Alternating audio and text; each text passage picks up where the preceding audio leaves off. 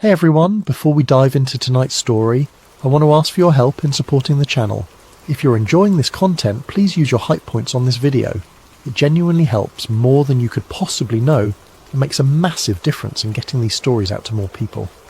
If you're listening over on Spotify, leaving a review would mean the world to us. And if you feel like it, drop a comment letting us know what time it is where you are and where in the world you're tuning in from. We absolutely love seeing where everyone is listening. It's incredible to know this community spans the globe. And of course, if you're enjoying the content and haven't already, please consider subscribing. It helps us keep creating these stories for you. Alright, let's get into it. It started with static. Not the harsh crackle of a dying signal, but the soft hiss of late-night AM radio, bleeding through the darkness of a bedroom in suburban Ohio. The year was sometime in the late 1990s, back when the internet was still dial-up and the night belonged to voices travelling through electromagnetic waves. Marcus Webb lay in bed, half awake, listening to Coast to Coast AM with Art Bell. He'd stumbled onto the show by accident weeks earlier while scanning through frequencies, looking for something to fill the insomnia hours. What he found was a world of paranormal discussion, conspiracy theories, and callers sharing experiences that existed somewhere between the documented and the impossible. This particular night, a caller from Arizona was describing something that would fundamentally alter how Marcus understood the boundary between known and unknown. The voice was male, middle-aged, steady. Not the excited rambling of someone seeking attention, but the measured tone of someone trying to make sense of something that defied explanation. He described driving home from a late shift at a manufacturing plant, taking the same route he had driven for 7 years. The highway stretched through flat desert terrain, unremarkable and familiar.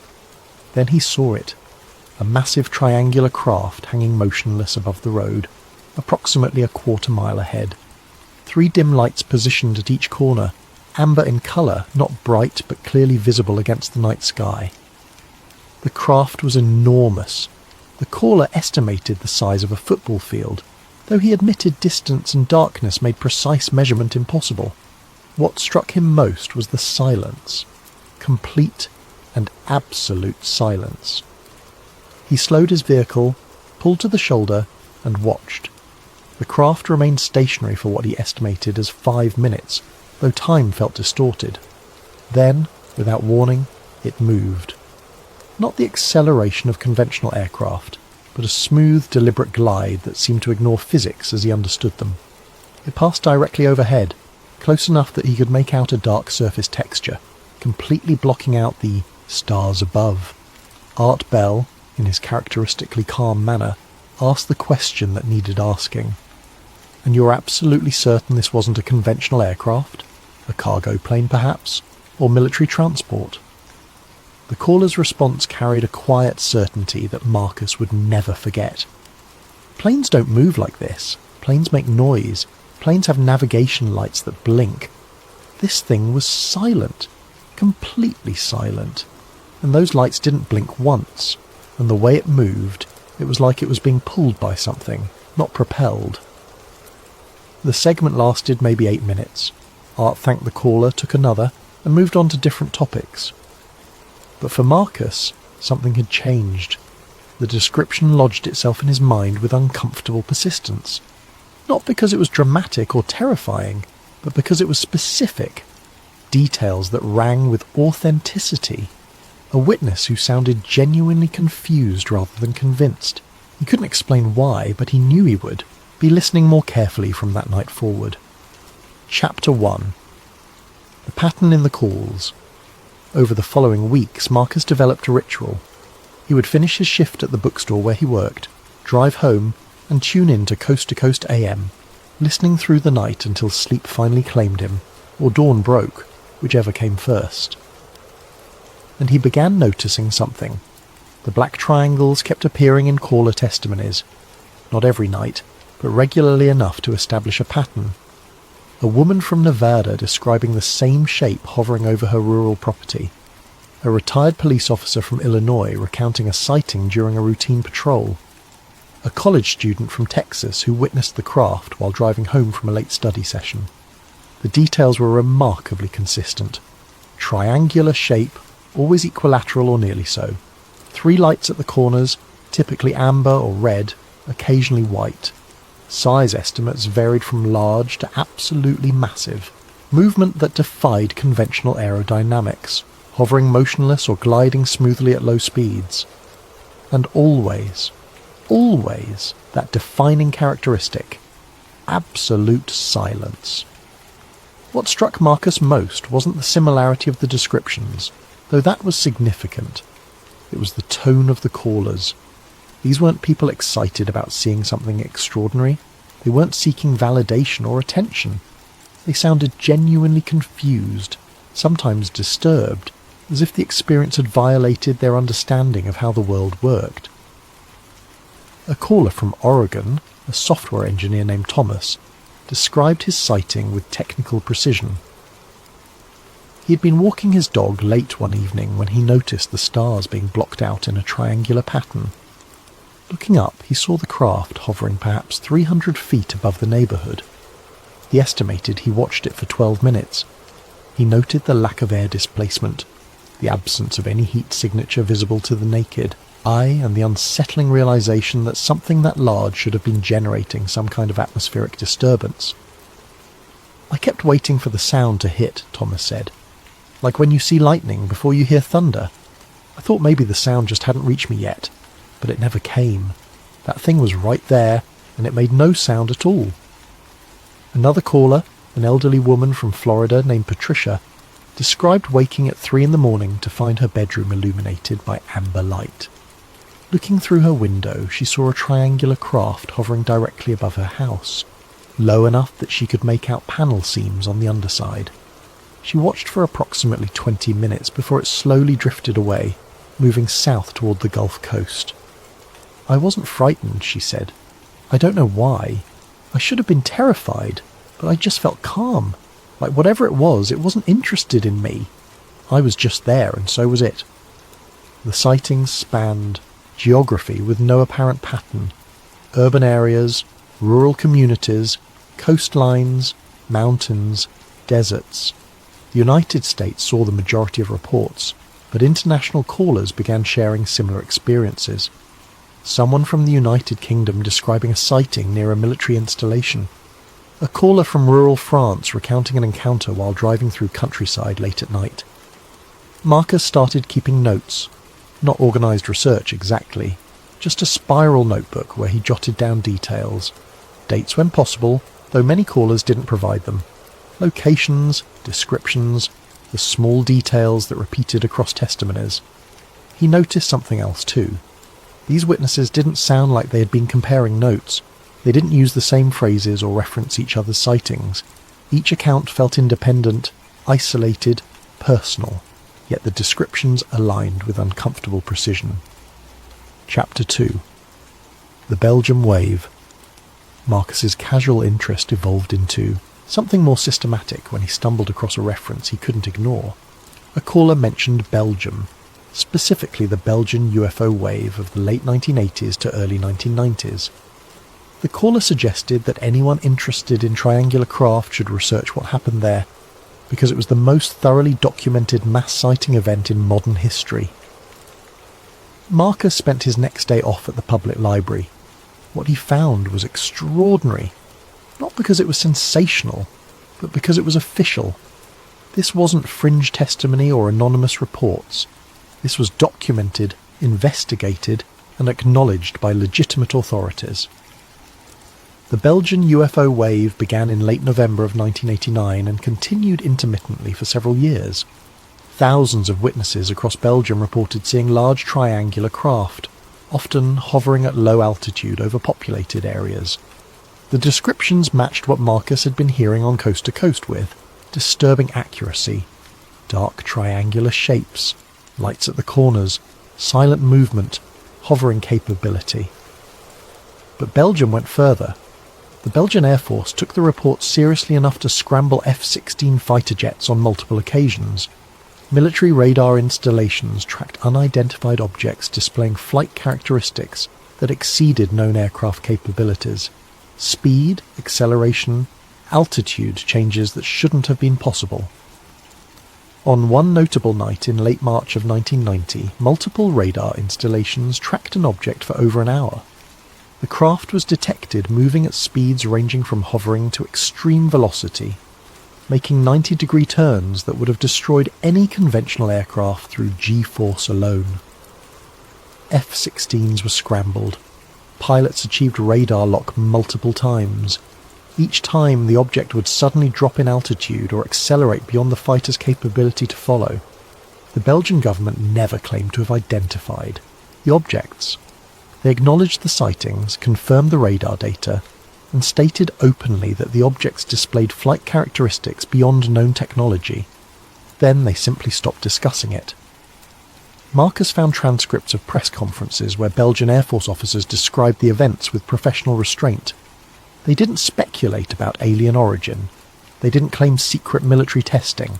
They just presented the data and admitted they had no explanation. What unsettled Marcus most was the credibility of the witnesses. Police officers, military personnel, commercial pilots, ordinary citizens, all describing the same phenomena. The Belgian Society for the Study of Space Phenomena, known as SOBEPS, conducted extensive investigations, collecting thousands of reports and photographic evidence. This wasn't folklore or urban legend. This was mass observation of something unexplained, happening in a NATO member country with sophisticated air defence systems and professional military oversight, and the objects matched the descriptions from Art Bell's callers with unnerving precision. Chapter 3. The Silence Factor. Marcus became fixated on one particular detail that appeared in virtually every credible report. The silence. Not just quiet, not just reduced engine noise, absolute, complete silence. He started researching aviation and physics, trying to understand why this detail mattered so much. What he learned made the black triangle reports even more inexplicable. Any object moving through atmosphere creates sound. The physical displacement of air generates noise. A conventional aircraft generates multiple sources of sound. Engines, air flowing over surfaces, control surface movements, the simple friction of a large object pushing through air at speed. Even gliders, which have no engines, create sound. The rush of air over wings, the displacement of atmosphere, the subtle whistle and hum of aerodynamic surfaces. Anyone who has been near a landing glider can attest to this. Helicopters are even louder, the rotor blades creating massive air displacement and characteristic thumping sounds, audible for miles. So how could a craft the size of a football field, hovering at low altitude or moving slowly through atmosphere, produce no sound whatsoever? Marcus found a forum where aviation enthusiasts and engineers discussed unexplained phenomena. He posed the question carefully, not mentioning UFOs, just asking theoretically, could an aircraft achieve silent flight at low altitude? The responses were consistent. No, not with any known technology. Stealth aircraft are designed to minimize radar signature, not sound. They still produce substantial noise. High-altitude aircraft generate less audible noise to ground observers simply because of distance, but at low altitude the sound would be unmistakable. One aerospace engineer provided a detailed explanation of why silence was particularly impossible for hovering. Craft. To counteract gravity, an aircraft must generate thrust downward, either through engines or rotor displacement. That thrust has to move air, and moving air creates sound. It's basic physics. You cannot generate enough force to hold a massive object aloft without creating detectable noise. Yet the reports continued describing exactly that. Massive craft, hovering motionless at low altitude, producing no sound. Marcus began cataloguing the specific descriptions of silence in the reports. Witnesses used phrases that went beyond simply quiet or no engine noise. They described an almost oppressive silence, a deadening of ambient sound, as if the craft itself absorbed noise from the surrounding environment. A caller from rural Montana described watching a triangular craft hover above a grove of trees. He specifically noted that even the usual night sounds, The insects and distant animal calls seemed muted while the craft was present. When it finally departed the normal soundscape gradually returned. Another witness, a truck driver from Pennsylvania, reported that his diesel engine seemed quieter when the craft passed overhead, though his instruments showed the engine running normally. These details suggested something beyond mere silent propulsion. They hinted at some kind of field effect, something that affected sound itself in the vicinity of the craft. Chapter 4. The Government That Wouldn't Answer. As Marcus deepened his research, he expected to find aggressive government denial, a classic pattern of official debunking, ridicule and dismissal. What he found instead was more subtle and in some ways more disturbing. Official responses to Black Triangle sightings followed a pattern of deflection rather than outright denial. When witnesses reported sightings to authorities, they typically received one of several standard responses: misidentified conventional aircraft, atmospheric phenomena creating unusual light patterns, experimental military programs that couldn't be discussed, weather balloons, though that explanation had become something of a joke even among officials who used it. But what the official responses never did was aggressively attack the credibility of witnesses or launch campaigns to prove the sightings false. Instead, they offered plausible-sounding alternative explanations and then simply moved on. Marcus found this approach more effective than ridicule would have been. Ridicule creates martyrs and feeds conspiracy theories. Casual deflection suggests the matter isn't important enough to warrant serious attention. Yet inconsistencies existed in the official explanations. Conventional aircraft couldn't explain the hovering capability or silent operation. Atmospheric phenomena didn't account for solid objects tracked on radar. Experimental military programs would presumably be tested over restricted airspace, not civilian population centres. The Belgian government's response was particularly interesting. They acknowledged the sightings, confirmed the radar data, deployed military assets to investigate, and then essentially shrugged. No dramatic conclusions, no definitive explanations, just a professional acknowledgement that something unexplained had occurred, and they had no further information to provide. Marcus found several instances where military personnel or aviation professionals had reported Black Triangle sightings through official channels, only to receive responses that essentially ended the conversation. Acknowledge the report, file it appropriately, take no further action. A retired air traffic controller Marcus corresponded with via email described tracking an unknown object on radar that matched Black Triangle characteristics: slow movement, hovering capability, sudden acceleration. He filed a report as required. The response came back weeks later. Object could not be identified. No further investigation warranted. That phrase appeared repeatedly in official documentation Marcus managed to locate. No further investigation warranted. Not explained as conventional aircraft. Not determined to be misidentification. Simply acknowledged and filed away. Freedom of Information Act requests yielded heavily redacted documents that confirmed sightings had been reported and logged, but revealed almost nothing about how they were investigated or explained. The pattern suggested something more sophisticated than cover-up. It suggested controlled information management. Acknowledge enough to avoid appearing dismissive. Provide just enough explanation to satisfy casual inquiry. Then allow the matter to fade from attention. Chapter 5. The Military Theory. The most common explanation for Black Triangle sightings, particularly among those who accepted the reports as genuine, was secret military aircraft. Marcus spent considerable time exploring this possibility. The logic seemed sound initially. The military develops advanced aircraft in classified programs. These programs often remain secret for years or even decades. The triangular shape could represent some advanced design optimized for stealth or unconventional propulsion. Programs like the stealth bomber, the F-17 Nighthawk and other classified aircraft had been successfully kept secret during development. Perhaps the Black Triangles represented the next generation of such technology. Marcus researched known black-budget programs and the history of classified aircraft development. The United States military-industrial complex certainly had the resources and motivation to develop revolutionary aircraft. Compartmentalized security meant that most people involved in such programs would know only their specific piece, maintaining operational security. But the timeline didn't support this explanation adequately. Black Triangle sightings dated back to at least the 1980s, possibly earlier.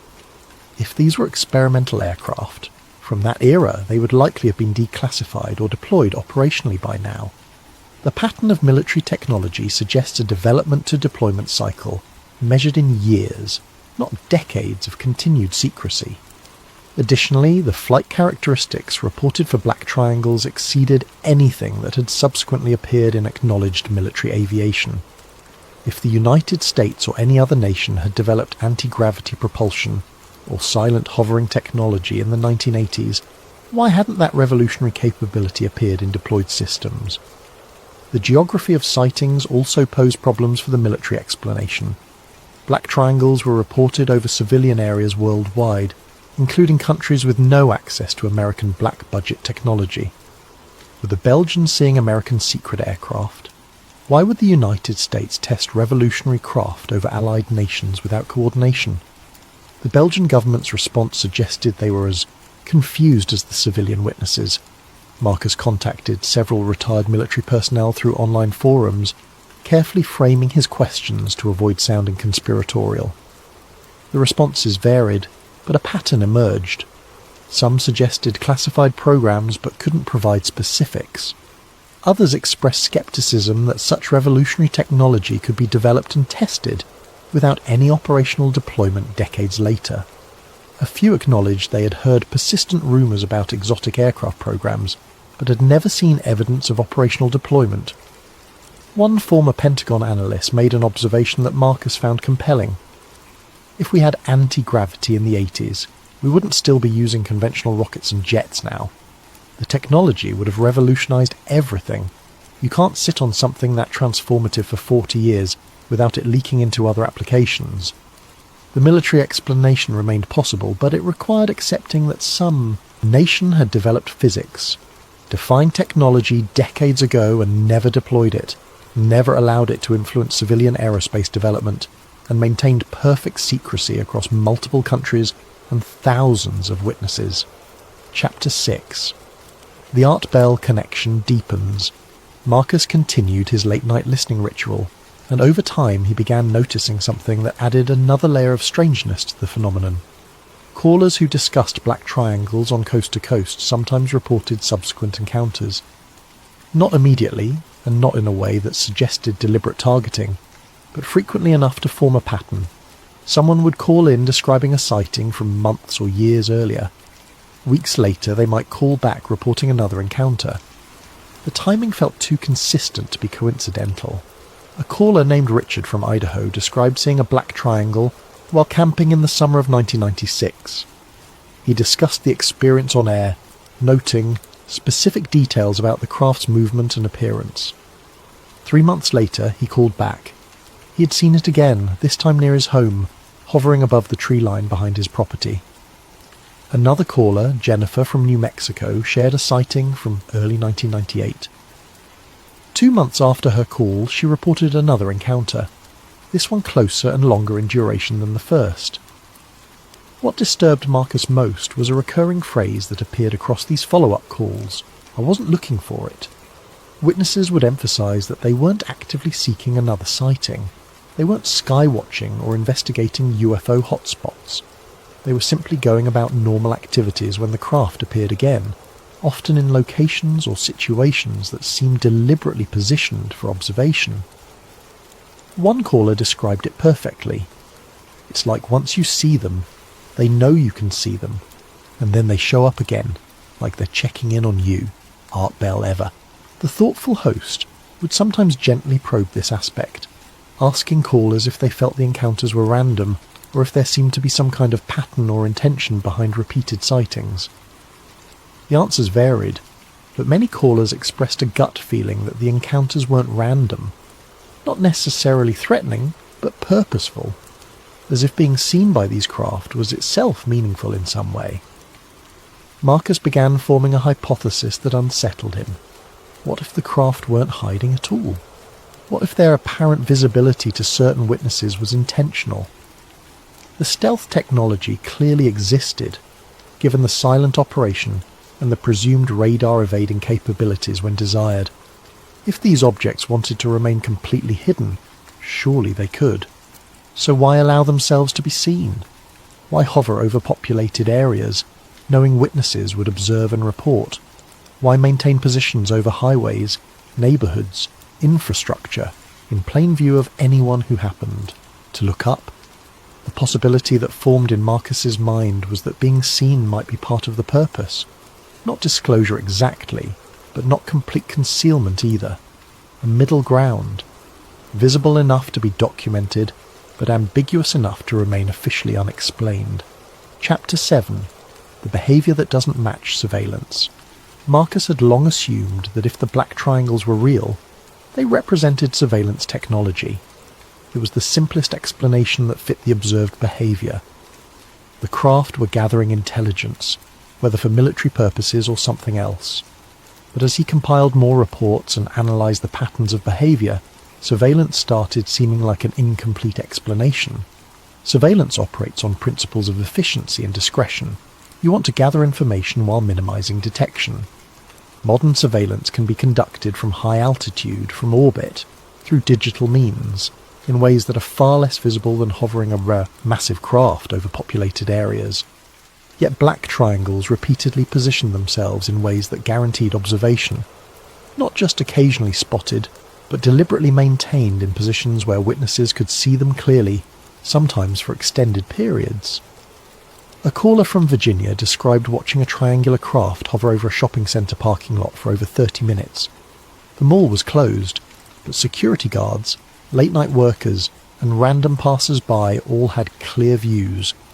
The craft made no attempt to hide, climb to higher altitude, or move to a less visible location. Another report from Arizona detailed a craft that paced a highway for miles, maintaining position above the roadway where multiple drivers could observe it. This continued for approximately 20 minutes before the craft slowly moved away. This wasn't surveillance behaviour. This was something else.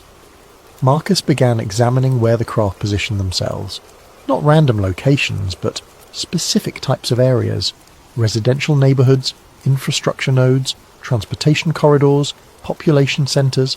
The pattern suggested mapping or cataloguing rather than surveillance, as if the craft were documenting human activity patterns, settlement layouts, infrastructure networks. The thoroughness suggested systematic data collection, but the visibility suggested they weren't particularly concerned about being noticed during the process. An engineer Marcus corresponded with online made an observation that shifted his perspective. If you wanted to map human civilization thoroughly, you wouldn't do it from orbit or high altitude. You'd want low altitude, high resolution observation of how people actually use space. You'd want to see traffic patterns, electrical grids, water systems, all the infrastructure that only becomes clear at street level. And if you were significantly more advanced than the civilization you were observing, you might not be too worried about being spotted occasionally. This framing suggested something that Marcus found deeply uncomfortable. The black triangles might not be hiding because they didn't need to. The asymmetry of capability was so extreme that human observation didn't constitute a security concern. It was the behaviour pattern you would expect from a vastly superior intelligence studying a less advanced one. Methodical, thorough, unconcerned with occasional detection, because the observed civilization lacked any means to interfere with or threaten the observation process. Chapter 8. The Witnesses Who Stopped Talking. As Marcus deepened his research, connecting with witnesses through online forums and occasional email correspondence, he noticed a disturbing pattern. Some witnesses who had initially shared their experiences would suddenly go silent. Not all of them, and not in ways that suggested anything overtly sinister, but frequently enough to be noticeable. A witness from Tennessee named Robert had been actively discussing his multiple sightings in an online UFO research forum. His accounts were detailed, consistent and thoughtful. Then, abruptly, his post stopped. Marcus sent a private message asking if everything was okay. The response, when it finally came weeks later, was brief. "I've decided not to discuss this topic anymore. I appreciate your interest, but won't be participating in further conversations about it."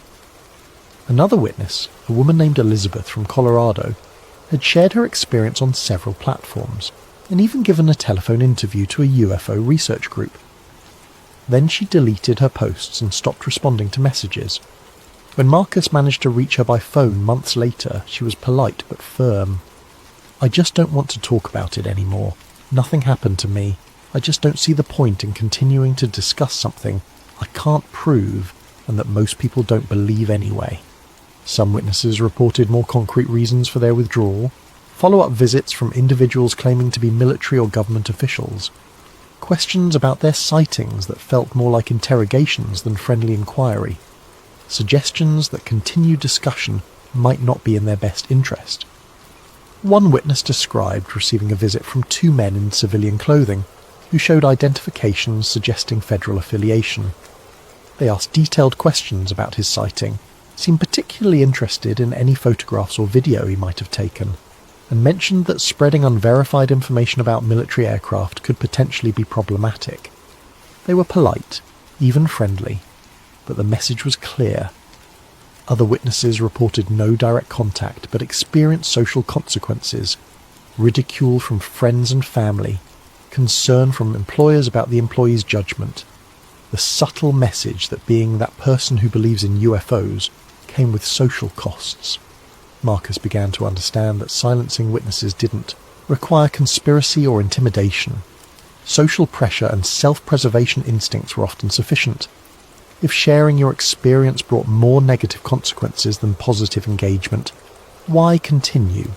The effect was cumulative. Witnesses would share their stories initially, driven by the need to tell someone what they had experienced. But as they encountered skepticism, ridicule, or official discouragement, many would quietly withdraw from public discussion. This created a systematic filtering effect. The witnesses who remained vocal tended to be those with either exceptional conviction or, unfortunately, those whose accounts were sensationalized enough to attract attention, but lacked the credible details that made reports compelling. The thoughtful, credible witnesses with nothing to gain and everything to lose from public attention often chose silence. Chapter 9. A personal encounter. Marcus had been researching black triangles for nearly 6 years when his own experience occurred. Not a dramatic close encounter, but something subtle that confirmed everything he had been investigating. It was late summer, sometime around 2 a.m. Marcus had driven to a rural area about 40 minutes from his home, seeking darker skies for amateur astronomy. He had a telescope set up in a field, observing deep sky objects when he noticed something wrong with the stars. A section of sky simply disappeared. Not clouds, which would have been visible in the ambient light. A geometric absence, triangular in shape, blocking out the stellar background. He looked up from the telescope eyepiece and saw it clearly. A dark triangular form, silent and massive, drifting slowly across the sky perhaps 1,000 feet above him. 3 dim, amber lights at the corners, exactly as countless witnesses had described. The silence was profound. Not just the absence of engine noise, but a quality of stillness that seemed to deaden even the normal night sounds. The crickets and distant traffic noise he had been peripherally aware of simply faded. Marcus watched for approximately 8 minutes by his estimate, though time felt uncertain. The craft moved with deliberate slowness, covering perhaps half a mile during his observation. Then, without acceleration or any visible change in behaviour, it simply moved beyond his field of view. When it was gone, the normal soundscape gradually returned. Crickets resumed their chorus. A car passed on a distant highway, the engine noise carrying clearly through the night air. Marcus stood there for perhaps 20 minutes, telescope forgotten, processing what he had just witnessed. He felt no fear, which surprised him. No sense of threat or danger. Just a profound confirmation that the accounts he'd been studying were accurate. The craft existed. They were real, and they operated exactly as witnesses had described. He packed up his equipment and drove home in silence, not listening to the radio, just thinking. He didn't immediately tell anyone about the experience. What would he say? That he had seen what thousands of others had seen? That the conspiracy theories were true? Or at least that something unexplained was definitely happening in the skies above? Over the following days, Marcus found himself changing how he thought about the phenomenon. Before, it had been an intellectual puzzle, a mystery to research and analyse. Now it was personal. He had seen it. He knew it was real, not in an abstract research sense, but in the immediate, undeniable way you know something when you experience it directly. No photographs, no video, no physical evidence, just the memory and the confirmation. He understood now why so many witnesses sounded the way they did when calling Art Bell. That tone of confused certainty. They weren't trying to convince anyone. They were simply describing what they had experienced, knowing it sounded implausible but unable to deny what they had witnessed. Chapter 10. What the triangles might be. After years of research and his own encounter, Marcus found himself considering possibilities he had initially dismissed as too speculative. The military explanation remained on the table, but it required accepting that some nation possessed revolutionary technology for decades without deploying it or allowing it to influence broader aerospace development. Possible, but increasingly implausible as years passed without any conventional application of the implied physics. The alternative explanations were more disturbing precisely because they were more consistent with the observed behaviour. Autonomous reconnaissance systems from an unknown origin. Not necessarily extraterrestrial, but not human either. Perhaps artificial intelligence operating independently, cataloguing and mapping human civilization with methodical precision. The behavioural pattern supported this. The systematic coverage of different geographic areas, the focus on infrastructure and population centres, the apparent lack of direct communication or interaction with witnesses. These were characteristics you might expect from automated systems executing a programmed mission, non-human observation platforms. This explanation aligned with the decades-long consistency of reports, the apparent indifference to being occasionally observed, and the technology that exceeded human capabilities. If the craft represented observation efforts by non-human intelligence, the patterns made sense. Long-duration study, systematic data collection, minimal interaction with the observed civilization, technology operating outside conventional physics, the silent operation, hovering capability, and reported acceleration characteristics suggested propulsion systems that didn't rely on conventional thrust. Whether this represented highly advanced human technology or something non-human, it implied physics beyond current public understanding. Marcus avoided dramatic, invasion narratives or apocalyptic scenarios. Nothing in the behaviour pattern suggested hostility or imminent threat. The craft had been reported for decades with remarkable consistency, and no escalation toward conflict or aggression. What the observations did suggest was quiet, persistent monitoring, as if human civilization was being catalogued, studied, documented by something capable of doing so without our permission and without particular concern for whether we noticed. The idea was unsettling, not because it was dramatic, but because it was mundane. Not an invasion, just observation. Not contact, just surveillance. Humanity being studied the way we might study animal populations or ecological systems, with professional detachment and methodical thoroughness. Epilogue. Why the story never ends. Marcus still listens to late-night radio, though Art Bell has been gone for years now. The format continues, the callers continue, and the black triangles continue to be reported. Same shape, same silence, same slow, deliberate movement over populated areas. The reports haven't escalated into anything more dramatic. No landings on the White House lawn, no global disclosure moment, just persistent, ongoing observation by craft that operate according to rules we don't fully understand. Art Bell once made an observation that stayed with Marcus. The truth is out there, but it's not evenly distributed. Some people see the craft, most don't. Some governments acknowledge the phenomenon, most deflect. Some witnesses speak publicly, many choose silence. The pattern continues because it serves some purpose we can only guess at. The black triangles perform their systematic mapping, their methodical observation, their quiet presence in the skies above human civilization. Marcus thinks often about his own sighting, that moment of confirmation that moved the phenomenon from abstract research to personal knowledge. He wonders sometimes if being a witness changes something, if there's any meaning to having seen rather than simply having heard. But mostly he thinks about the implications of the one detail that seems most significant. The craft are visible when they could presumably remain hidden.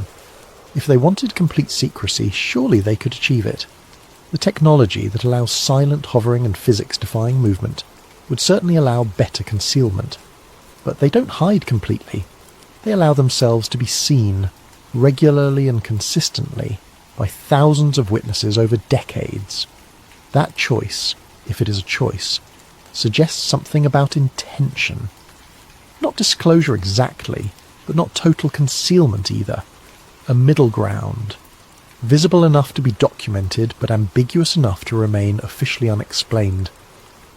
Marcus considers the possibility that we're being slowly acclimated, that the persistent low-level exposure to these craft over decades is preparing human consciousness for some eventual broader acknowledgement, or perhaps the visibility is simply a byproduct of the observation process, neither intended nor particularly concerning to whatever intelligence operates the triangles. He remembers the caller from years ago, the one who triggered his interest in this mystery. That voice describing the silent triangle drifting over an Arizona highway, and the simple statement that defined everything that followed. Planes don't move like this. They don't. And whatever these objects are, they've been in our skies for decades, operating according to their own logic, pursuing their own purposes, occasionally visible to those who happen to look up at the right moment. The story doesn't end because the phenomenon continues.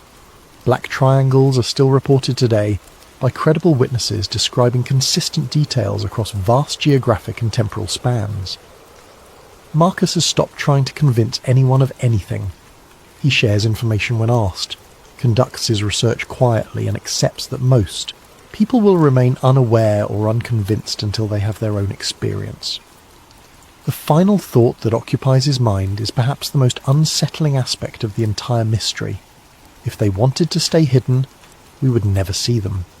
The fact that we do, that they allow themselves to be observed, that they maintain visible positions over populated areas for extended periods, suggests the visibility is acceptable to them, perhaps even intentional. We're being watched by something that wants us to know we're being watched, but only ambiguously enough that we can't quite be certain. And that uncertainty, that persistent question mark in the night sky, might be exactly the point.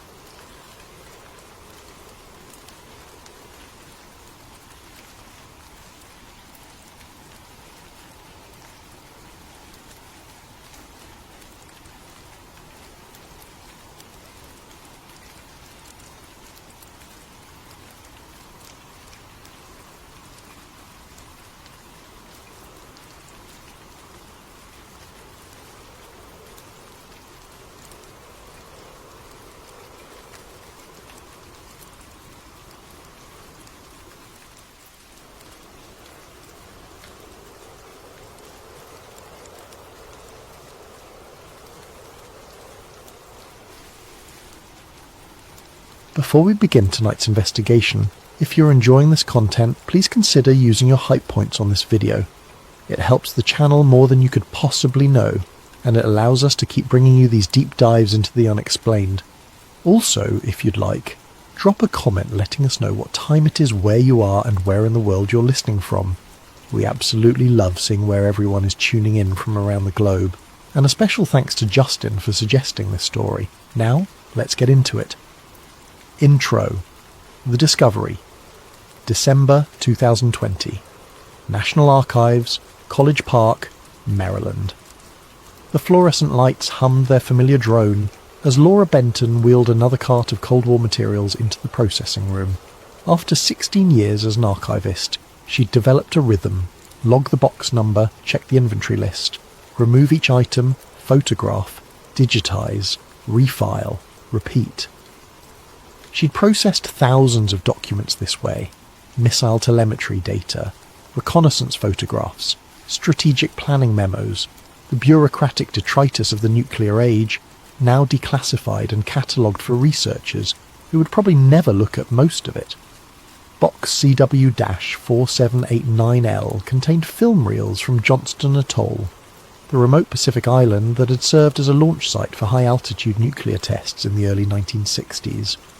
Laura had processed dozens of similar boxes: launch footage, tracking data, atmospheric readings, nothing unusual. She pulled out the third canister and noticed the label was handwritten rather than typed. That was odd, but not unprecedented. Field personnel often labelled reels on site before sending them back to archives. The label read, USF Tracking Reel, Johnston Island, July 1962. Do not duplicate. Laura made a note of the restriction. Probably contained classified camera angles or revealed equipment specifications that were still sensitive even after all these years. She'd seen similar warnings before. She set up the projector, threaded the film with practiced hands and dimmed the lights. The screen flickered to life. The footage was grainy, black and white, shot from what appeared to be a ground-based camera tracking the sky. Time code ran along the bottom edge. July 9th, 1962. 0900 hours, Zulu time. Starfish Prime. The most powerful nuclear weapon ever detonated in space. 1.4 megatons at an altitude of 250 miles above the Pacific Ocean. Laura had seen footage of Starfish Prime before. It was one of the most documented nuclear tests in history. The detonation had knocked out streetlights in Hawaii, disrupted radio communications across the Pacific, and created artificial auroras visible from Hawaii to New Zealand. The countdown proceeded in silence. Film reels from this era rarely included audio. She watched the sky, waiting for the flash. And then it came. The screen went white. The nuclear fireball expanded, a perfect sphere of light against the darkness of space. The camera's exposure struggled to compensate, creating that familiar bloom effect around the detonation point. Laura had watched this sequence dozens of times in other footage. She knew what came next. The fireball would fade, the camera would readjust, the sky would return to black. But in that half second before the exposure corrected, she saw something else. A shape, a curve, an arc. She stopped the projector, rewound 10 frames, advanced slowly, frame by frame. There.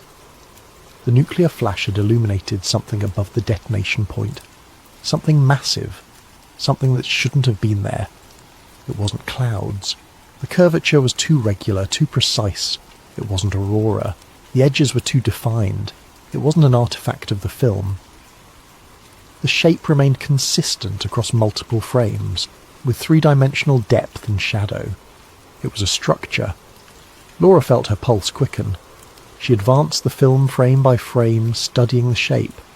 It appeared to be an arc, like a section of an enormous dome, positioned above the Earth's atmosphere. The nuclear flash had backlit it for just a fraction of a second, long enough for the camera to capture its outline against the void of space. She checked the time code again. This footage was taken from Johnston Island, which meant the camera was looking northwest toward the detonation point. The structure appeared to be between the camera and the blast, which meant it was somewhere in the upper atmosphere or low orbit. But that was impossible. There were no structures in orbit in 1962. The first American satellite had launched just 4 years earlier. The International Space Station wouldn't exist for another 4 decades. In July of '62, humanity had barely managed to put a man in orbit. So what was this? Laura rewound the film and played it again. The structure was still there, solid, unmoving, massive enough to be visible from hundreds of miles away. She needed to document this. She switched on the digitization equipment and began capturing the frames. The old projector clacked and whirred as the film advanced through the scanner. Each frame converted to a digital file stored on the archive's internal network. She was halfway through the scan when the door opened. Laura looked up. 2 men stood in the doorway, dark suits, no ties. One was older, grey-haired, with the kind of weathered face that suggested a career spent outdoors. The other was younger, maybe mid-30s, with the alert posture of someone trained to move quickly. Neither of them wore identification badges. "Miss Benton," the older man said. Not a question, a statement. He knew her name. "Can I help you?" Laura asked, her hand instinctively moving toward the phone on her desk. The younger man moved to the projector with practiced efficiency. He didn't ask permission. He simply unplugged the power, cord, and began removing the film reel. "Hey, wait," Laura said, standing. "That's archive property. You can't just—" "You're done for the day, Miss Benton," the older man said. His voice was calm, almost gentle, but it carried absolute authority. "Please gather your personal items and come with us." "I don't understand. Who are you?" "We're escorting you out. That's all you need to know." The younger man had already secured the film reel in a metal case he had brought with him. He unplugged her computer workstation without shutting it down. The screen went black mid-scan. "I need to log this properly," Laura protested. "There are procedures." "The procedures have changed," the older man said. "Come with us. Now." Something in his tone made it clear this wasn't a request. Laura grabbed her purse, her mind racing. She hadn't done anything wrong. This was declassified material. She was following standard archival protocols, but these men didn't seem to care about protocols. They walked her through the archive building in silence. Other staff members glanced up from their work, then quickly looked away. The older man held her arm gently but firmly, the kind of grip that communicated control without causing pain. They escorted her to the parking lot. Her car sat in its usual spot, illuminated by the late afternoon sun. The older man released her arm. "Go home, Miss Benton," he said. "Forget what you saw. Consider it classified retroactively." "I don't—" "Go home." Laura got in her car. Her hands were shaking. She sat there for 20 minutes, watching the archive building in her rearview mirror, trying to process what had just happened. She'd been processing declassified materials, public record. Anyone with a researcher card could request access to those files. So why had 2 men in suits just confiscated a film reel that was supposed to be open to the public? And more importantly, what was that structure in the footage? That night, sitting at her home computer, Laura went through her archive access logs. The digitization had been interrupted, but the first few frames had already uploaded to the network before the men arrived. She found one frame, just one, the clearest shot of the structure, captured at the exact moment when the nuclear flash provided maximum illumination. She saved it to a USB drive. Then she deleted it from the network. Laura knew aerospace historians. She'd worked with dozens of them over the years, helping them navigate the archive's classified materials. One name came to mind: Evan Mercer. He'd written extensively about Cold War programs and had a reputation for taking strange leads seriously. She composed an email, short, simple, attached the image. "Do you know what this could be?" She hit send. 2 days later, Laura Benton's phone went straight to voicemail. Her apartment stood empty, the door locked, her car still parked in its assigned space. The National Archives received her resignation, letter via email, effective immediately, with no forwarding address. Her supervisor tried calling her emergency contacts. Her parents hadn't heard from her. Her sister didn't know where she'd gone. Nobody at the archive knew anything except that 2 men in suits had escorted her out on Tuesday afternoon. The film reel from box CW-4789L was logged as lost in processing. Equipment failure. A common occurrence with old reels. Nothing suspicious. But in Ohio, Evan Mercer opened an email from an archivist he'd worked with 3 years ago on a book about spy satellites. He clicked the attachment and stared at the image on his screen. A nuclear detonation, a flash, and behind it, illuminated for just a fraction of a second, something that shouldn't exist. Evan zoomed in on the image, studying the curve of the structure, the way the light fell on its surface, the shadows that suggested depth and dimension. Then he picked up his phone and started making calls. He didn't know it yet, but he'd just inherited the most dangerous investigation of his career, and somewhere in Maryland, Laura Benton's empty apartment was being thoroughly cleaned by people who didn't exist in any government database. Chapter 1. The Impossible Tests. Evan Mercer's office occupied the second floor of a converted warehouse in Columbus, Ohio. 3 rooms filled with filing cabinets, reference books, and boxes of declassified documents he'd accumulated over 15 years of research. His specialty was Cold War aerospace programs, the classified projects that pushed the boundaries of what humanity thought possible during the nuclear age. He'd written 3 books, the first on the Corona Spy satellite program, the second on early missile defense concepts, the third on Project West Ford, an attempt to create an artificial radiation belt using millions of copper needles in orbit. All of them based on painstaking research through declassified archives, FOIA requests, and interviews with retired military and scientific personnel. The image Laura Benton had sent him didn't fit anything he'd researched before. He printed it out, pinned it to his wall, stared at it for an hour. Then he went to his filing cabinets and pulled every folder related to high-altitude nuclear testing. Operation Fishbowl. He knew the basic history. Part of the larger Operation Dominic series in 1962, Fishbowl had conducted multiple nuclear detonations in the upper atmosphere and low orbit. The stated purpose was to study EMP effects and radiation belt responses. The test had created spectacular visual displays, but had also disrupted satellite operations and radio communications across the Pacific. Evans spread out the official test data on his desk. Launch dates, yield specifications, detonation altitudes, camera locations, all meticulously documented in the declassified reports. But he'd learned over the years that what wasn't in the reports often mattered, more than what was. He started with Operation Argus, August through September 1958, 4 years before Fishbowl, 3 nuclear detonations in the Van Allen radiation belts, conducted from Navy ships in the South Atlantic. Argus had remained classified for 24 years. The public didn't learn about it until 1982, when the government finally declassified the mission. That unusually long classification period had always interested Evan. Most nuclear tests were declassified within a decade. Argus stayed secret for nearly a quarter century.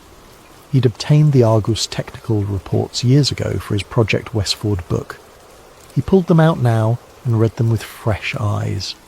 The language was peculiar. Evaluate radiative responses in artificial belt structures. Mapping of containment boundaries at high altitude. Measurement of artificial barrier fluctuations under nuclear loading. Evan circled those phrases. Containment boundaries, artificial barrier, nuclear loading. He'd read hundreds of nuclear test reports. This terminology was unique to Argus. Other tests talked about yield measurements, fallout patterns, atmospheric effects. They used standard nuclear weapons terminology, but Argus used the language of testing barriers, of measuring responses, of evaluating containment, as if they weren't testing weapons at all, as if they were testing something else. Evan made notes and moved on to Fishbowl. Operation Dominic, the umbrella program, conducted 43 nuclear tests throughout 1962. Fishbowl represented the high-altitude subset, the tests with exotic names: Bluegill Prime, Starfish Prime, Checkmate, Kingfish, Tightrope, detonations at altitudes ranging from 12 miles to over 200 miles. The official outcomes were well documented. Starfish Prime, the largest test, had been visible from Hawaii to New Zealand. the artificial auroras persisted for several minutes. The EMP knocked out streetlights in Honolulu, 900 miles from the detonation point. Radio communications across the Pacific were disrupted for hours. All expected effects from a 1.4 megaton detonation at high altitude. But Evan found anomalies in the technical appendices. An Air Force tracking station report mentioned unexpected shockwave reflections detected by multiple radar installations.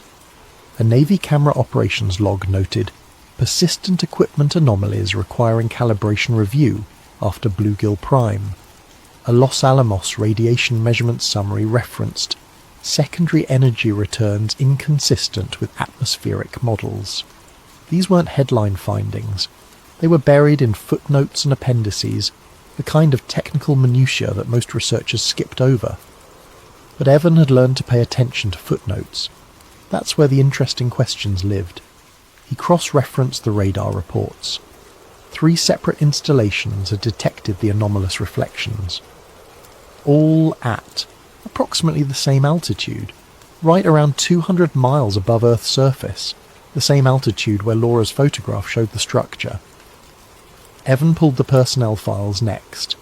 Fishbowl had involved dozens of scientists and military officers, but 2 names appeared repeatedly in the documentation. John Wolfe, radiation belt specialist, Princeton graduate. He'd published extensively on Van Allen belt physics before Fishbowl, then abruptly shifted his research focus afterward. No more papers on radiation belts. Instead, he'd moved into general plasma physics, never directly addressing high-altitude phenomena again. John Craven, Navy officer, project officer for Argus, technical advisor for Fishbowl, career military man with top-level security clearances. After Fishbowl, he'd moved to classified submarine programs and never spoke publicly about the nuclear tests. Both men had left behind personal notes in their archived papers. Evan had obtained copies years ago. He read them again now. Wolfe's notes from June 1962, just before Bluegill Prime. Preliminary models suggest behaviour inconsistent with known magnetospheric responses. Need higher altitude detonation for confirmation. Craven's notes from July, right after Starfish Prime. Results exceed expectations. Further testing may be inadvisable. Recommend consultation with theoretical physics group. Inadvisable. That word stuck with Evan. Nuclear tests were massive government operations involving thousands of personnel and millions of dollars. You didn't call them inadvisable unless something had gone seriously wrong, or seriously unexpected. Evan looked at the test schedule. Fishbowl had been planned to continue through November. Multiple additional tests at various altitudes. But after Starfish Prime in July, the testing pace changed. Delays, equipment failures, modified flight plans. Bluegill Prime in June had failed, the missile detonating early at around 30 miles altitude. Bluegill Double Prime in July had failed, exploding on the launch pad. Starfish Prime succeeded in July, detonating at 250 miles. Bluegill Triple Prime in October succeeded at 30 miles. Checkmate in October failed, detonating early. Kingfish in November succeeded at 60 miles. The pattern was revealing. The only high-altitude test that worked was Starfish Prime.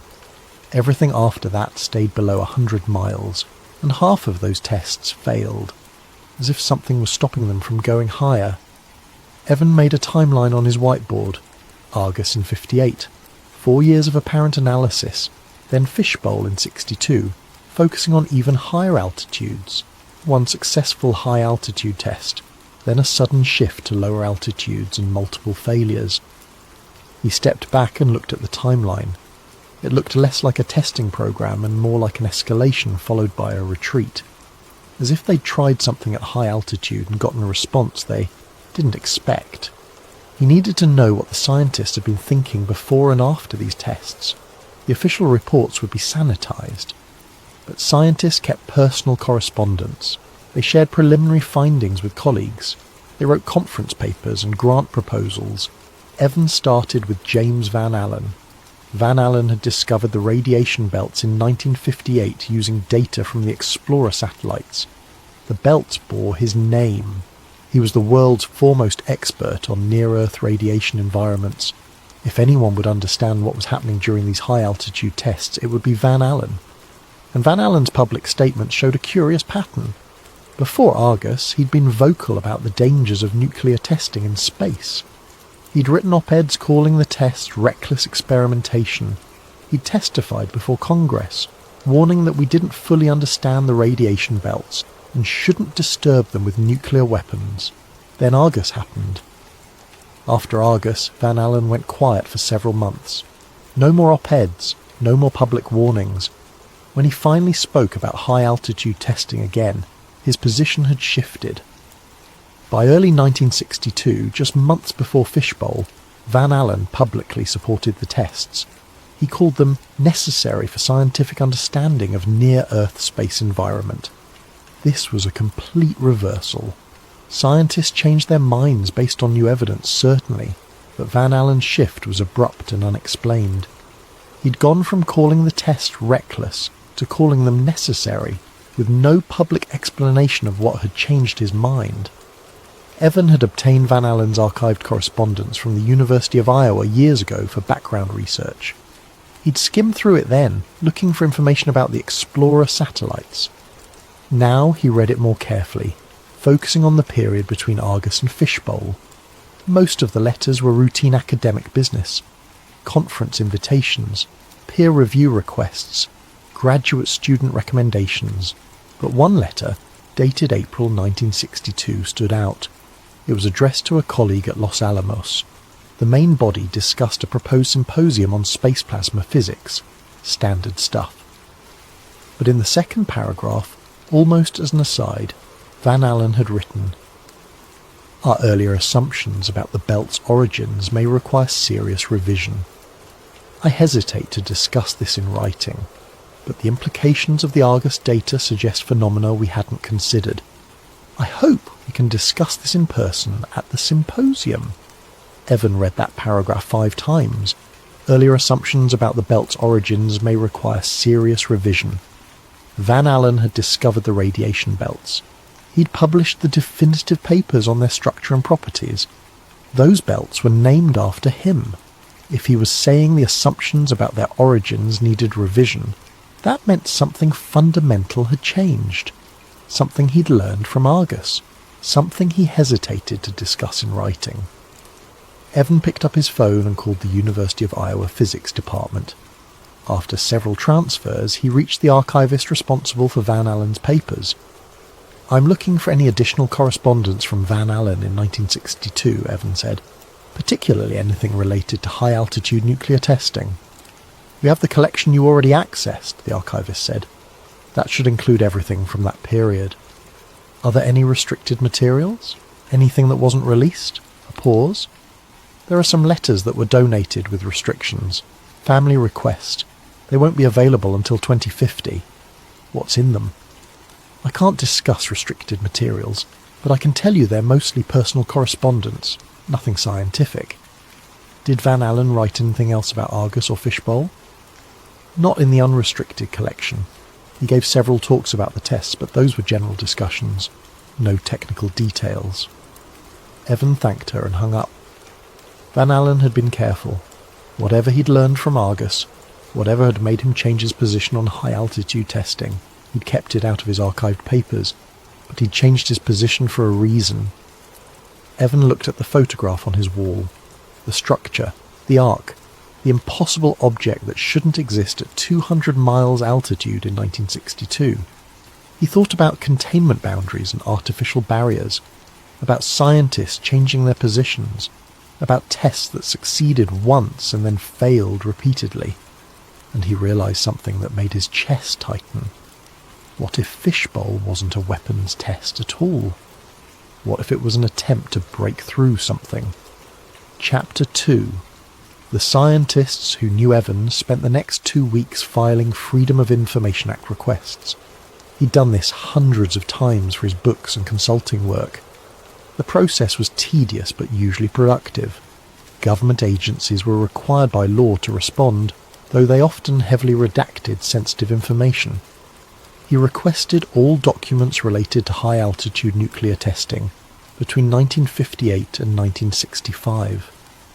Radar tracking data from the fishbowl tests, camera operation logs, radiation measurement reports, scientific analysis memos, anything that might explain the anomalies he'd found. The responses came back slowly. Most were heavily redacted, large sections blacked out, entire pages sometimes reduced to just the header and footer, everything else classified. But then he got lucky.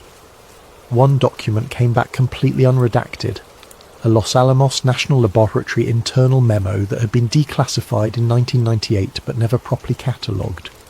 The FOI processor had found it in a misfiled box and sent it without realizing it should have been reviewed for redactions. LA 273 Reflection Event Assessment, July 12th, 1962. Evan stared at the document header, July 12th, 3 days after Starfish Prime. The memo was 3 pages of dense technical language, radar measurements, energy calculations, spectral analysis. Most of it required a physics degree to fully understand, but the conclusion was written in plain English. The returning shock wave was not consistent with interaction with ionosphere or magnetosphere. Energy return suggests reflection from solid or semi-solid boundary at approximately 220 miles altitude. Further analysis terminated by directive. All personnel are to direct future inquiries to Project Officer. Signed by Darrell Froman, Deputy Director of Los Alamos National Laboratory during the 1960s, one of the top administrators in the entire nuclear weapons program. Evan read the conclusion again. Reflection from solid or semi-solid boundary. Not atmospheric effects, not radiation belt interactions, not measurement error, a boundary. Something solid enough to reflect a nuclear shock wave. And analysis had been terminated by directive. Someone had ordered them to stop looking into this. Evan made copies of the memo and stored them in 3 different locations. This was the kind of document that had a tendency to disappear if the wrong people noticed it had been released. Then he started tracking down anyone who'd worked at Los Alamos during the fishbowl period. Most of the scientists were dead. Nuclear weapons research in the 1960s had involved a lot of radiation exposure, and many of the researchers hadn't lived to old age. The survivors were scattered across the country, mostly in retirement. Evan made dozens of calls. Many people refused to talk. Some claimed they didn't remember anything about fishbowl. A few hung up as soon as he mentioned high-altitude testing, but one person agreed to talk. On the condition of complete anonymity, Margaret Reeves, 83 years old, living in a retirement community in New Mexico. She'd been Darrell Froman's administrative assistant from 1960 through 1964. She remembered the memo. "That was a strange time," she said when Evan called. Her voice was thin but steady. "A lot of confusion after that big test in July, the one that made the lights go out in Hawaii." "Starfish Prime," Evan said. "That's the one. The data came back and nobody knew what to make of it. I heard the scientists arguing about it in the hallways. They kept saying the numbers didn't make sense." "What numbers?" "The measurements from the tracking stations. They were getting readings that shouldn't have been there, like echoes but from the wrong direction. One scientist said it was like the blast had hit a wall and bounced back." Evan felt his pulse quicken. "Did they figure out what caused it?" A long pause. Evan could hear her breathing on the other end of the line. "Miss Reeves?" "There was a structure," she finally said. Her voice dropped to almost a whisper. "That's why they stopped the tests." "What kind of structure?" "I don't know. I wasn't a scientist. I just heard them talking. They were scared. I'd never seen those men scared before. They'd built the atomic bomb. They'd watched hundreds of weapons tests. But after Starfish Prime, they were scared." "Did anyone say what the structure was?" "No. Mr. Froman called a meeting, closed door. When they came out, he told me to destroy all the analysis documents, everything related to the reflection event.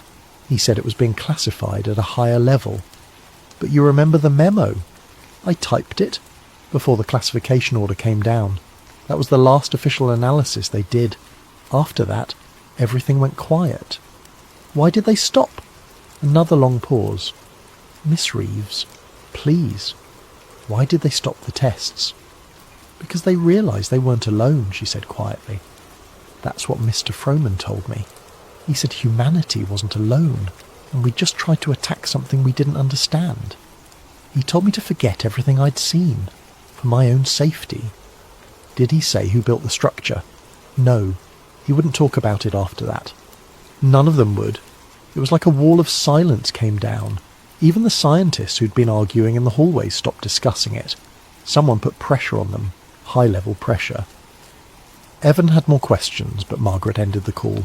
She'd said too much already. She knew it. He could hear the fear in her voice. He sat in his office staring at his notes. A structure, reflection signatures, scientists who'd been scared, analysis terminated by directive. This wasn't a measurement error, it wasn't atmospheric anomaly. They detected something real, something solid, something that reflected a nuclear shockwave back to Earth. And someone had ordered them to stop investigating it. Evan pulled up the footage from the other fishbowl tests. He'd obtained copies of the declassified camera recordings years ago. He'd watched them before, but casually, just getting a sense of what high-altitude nuclear tests looked like. Now he watched them systematically, looking for anomalies. Bluegill Prime, June. The missile had launched successfully, but experienced an electrical failure at 30 miles altitude. The warhead detonated early. The official report blamed component malfunction. But Evan noticed something in the telemetry data. The failure occurred at exactly 29.7 miles. The missile systems had been functioning normally up to that point. Then multiple electrical systems failed simultaneously. Not a single component. Multiple systems, all at once, at a specific altitude. Bluegill Double Prime, July. The missile never left the launch pad. Electrical failure during the countdown sequence. The warhead was damaged and had to be recovered. The official report blamed wiring issues, but Evan noticed the countdown had proceeded normally until the moment of ignition. Then the entire missile's electrical system shut down. Not a fuel problem, not a mechanical failure. Electrical systems failure. Same as Bluegill Prime, Starfish Prime, July 9th. Successful launch. Successful detonation at 250 miles. The only completely successful high-altitude test in the entire fishbowl program. And that was when Laura's photograph showed the structure. After Starfish Prime, the program changed. No more 200-mile altitude tests. Everything dropped to under 100 miles. Bluegill Triple Prime, October. Successful detonation at 30 miles. Checkmate. October. Another electrical failure. Detonation at 60 miles. Well below the planned altitude of 140 miles. Kingfish. November. Successful detonation at 60 miles. But the warhead yield was only half what it should have been. The official report blamed weapons design issues. Evan made a chart. He plotted altitude against test success rate. Below 50 miles, high success rate. 50 to 100 miles, mixed results. Above 100 miles, only one success, followed by multiple failures. The pattern was clear. Something was interfering with the tests at high altitude. Not mechanical problems, not design flaws. Something external, as if something was stopping them from going higher. Evan thought about the structure in Laura's photograph. The massive arc, the defined edges. If that structure existed at around 200 miles, and if the missiles were experiencing electrical failures as they approached that altitude, and maybe those failures weren't failures at all, maybe they were countermeasures. He needed more information about what the scientists had been thinking. The official reports were sanitized, but scientists talked to each other. They shared ideas. They wrote proposals. He started searching for references to high-altitude phenomena in the scientific literature from the early 1960s. Most papers were about the radiation belts themselves. Van Allen's work, studies of solar particles, magnetosphere physics, standard space science. But he found a few odd references buried in conference proceedings and grant proposals. A 1960 proposal from the Air Force Office of Scientific Research referenced Containment Boundary Studies at Orbital Altitudes. A 1961 symposium abstract mentioned artificial structures in near-Earth space environment. A 1963 grant application from Douglas Aircraft Company described resonance mapping of high-altitude geometric structures. These weren't mainstream topics. They were buried in technical documents that most people would never read. But they were there. A scattered paper trail suggesting that some scientists were investigating something unusual at high altitude. Evan started making phone calls. He needed to talk to anyone who'd been involved in these obscure projects. It took him 4 days to find someone willing to talk.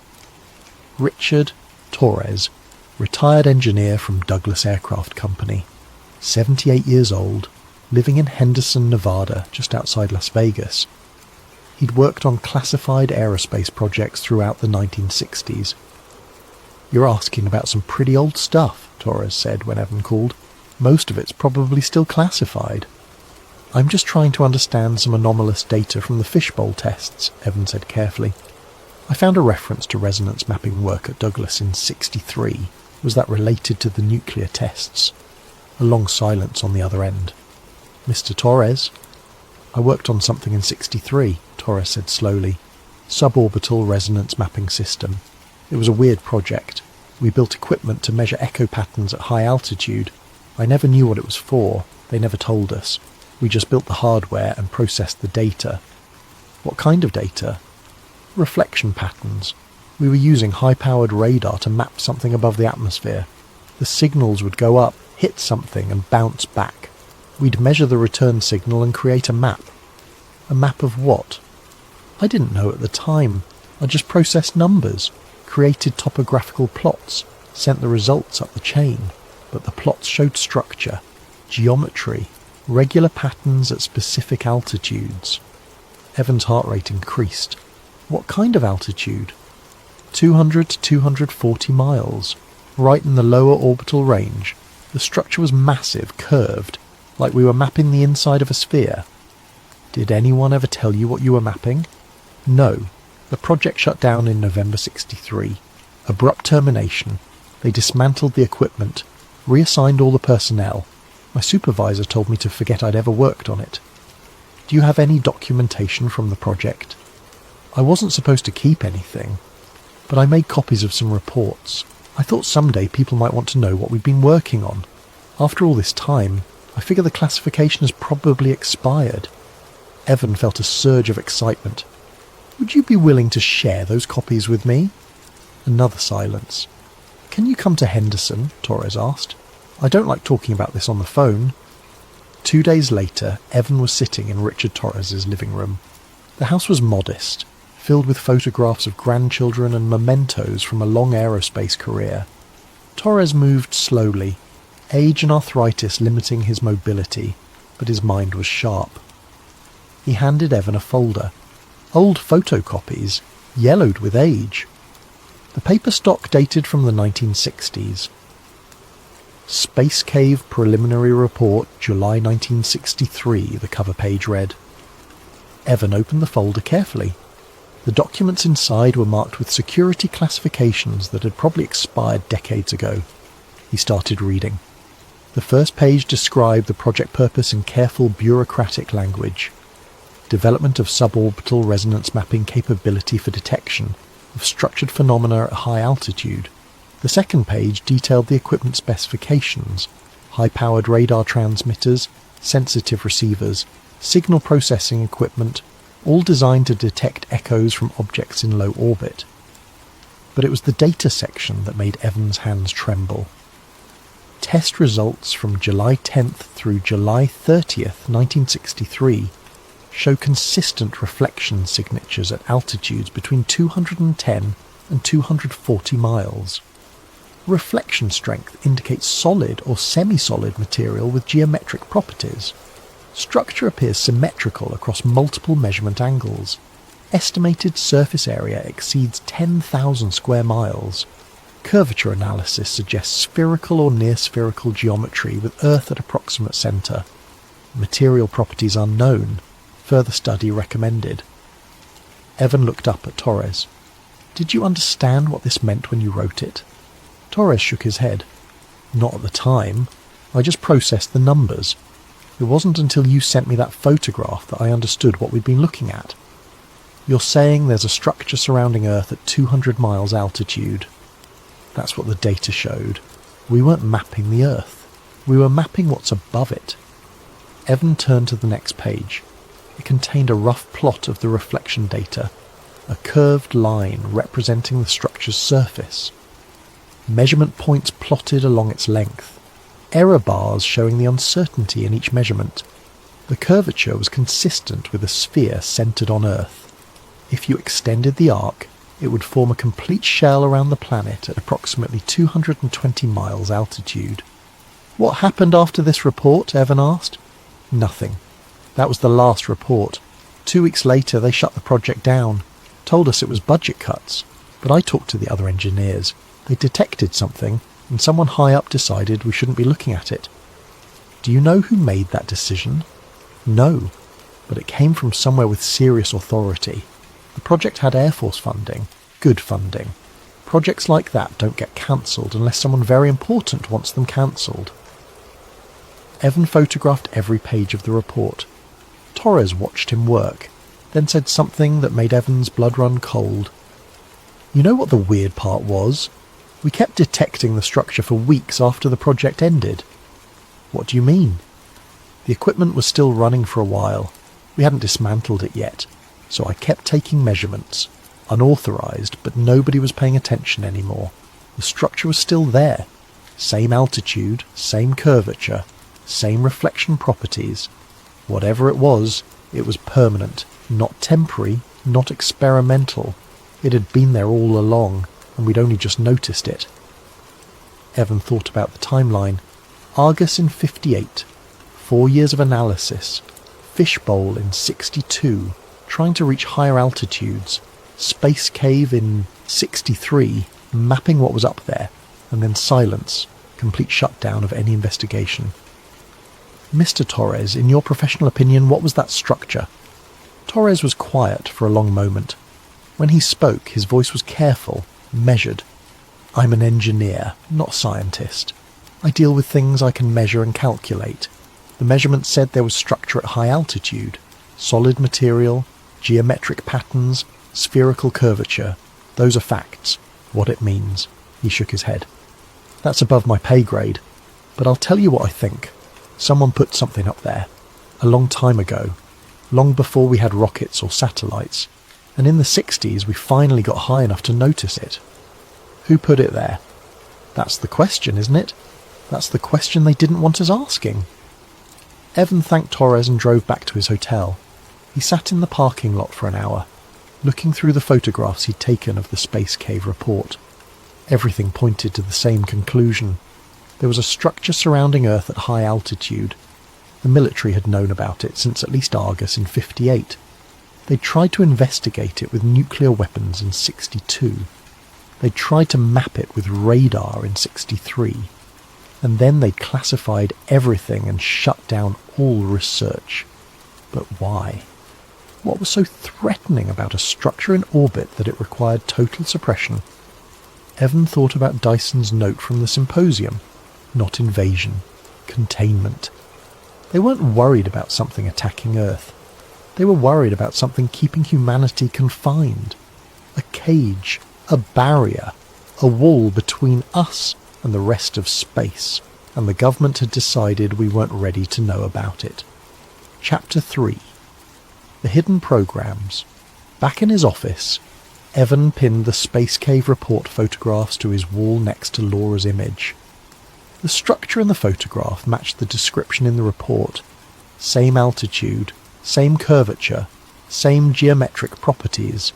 2 independent sources, a photograph from 62, a radar mapping report from 63, both showing the same thing.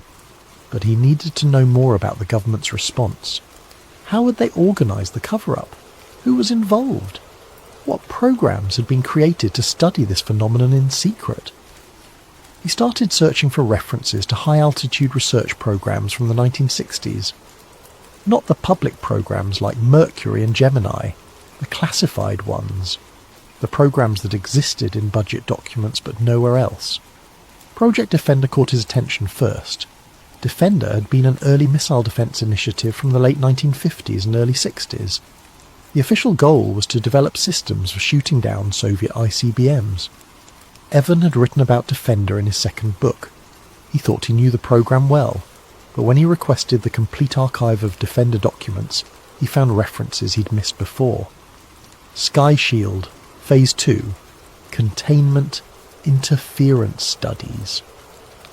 That program name had been buried in a budget allocation document from 1961. Evan had skimmed past it years ago, assuming it was just another missile defense sub-study. Now he looked at it more carefully. The document listed 3 principal scientists: Nicholas Christopoulos, Greek physicist. He'd proposed the original concept for Operation Argus, the idea of using nuclear weapons to create artificial radiation belts. Brilliant but controversial, he'd worked on numerous classified projects throughout the 50s and 60s. Hans Bethe, Manhattan Project scientist, Nobel Prize winner, one of the most respected physicists of his generation. If Bethe was involved, this was serious theoretical work. Edward Teller, father of the hydrogen bomb, controversial figure known for pushing the boundaries of nuclear weapons design. He'd championed numerous extreme concepts, including nuclear-powered rockets and weapons that could destroy entire continents. These weren't minor researchers. These were 3 of the most important physicists in the American nuclear program. Their involvement suggested Sky Shield was more than a simple missile defense study. Evan found a digitized copy of the 1961 Sky Shield planning meeting notes. Most of the document was routine discussion of radar systems and tracking protocols, but in the margins, someone had made handwritten notes. The handwriting matched Nicholas Christopoulos' signature on other documents. Evan had seen enough of Christopoulos' papers to recognize his distinctive style. The note read, "Barrier exists. Question is, natural or manufactured?" Evan stared at that sentence. Barrier exists, not might exist, not possibly exists, exists. Present tense, definite, and the question wasn't whether it existed. The question was its origin, natural or manufactured. This was written in early 1961, before the fishbowl tests, which meant they'd already known about the barrier before they started detonating nuclear weapons near it. Fishbowl hadn't been an exploratory test. It had been a targeted investigation of something they already knew was there. Evan dug deeper into the Defender archives. He found a second reference to Sky Shield in a 1962 technical review. This one mentioned radiation barrier properties and containment field interactions. Those weren't missile defense terms. Those were terms for studying a physical barrier at high altitude. He found a third reference in a 1963 document. This one was more explicit. Sky Shield. Phase 2 concluded that barrier phenomenon represents structured material of unknown origin. Conventional detection methods insufficient. Nuclear probe testing recommended.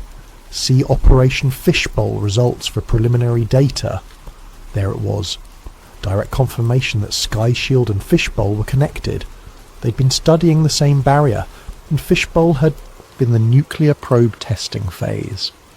But the document was dated September 1963, after Fishbowl had ended, which meant this was a post-operation assessment, looking back at what they'd learned.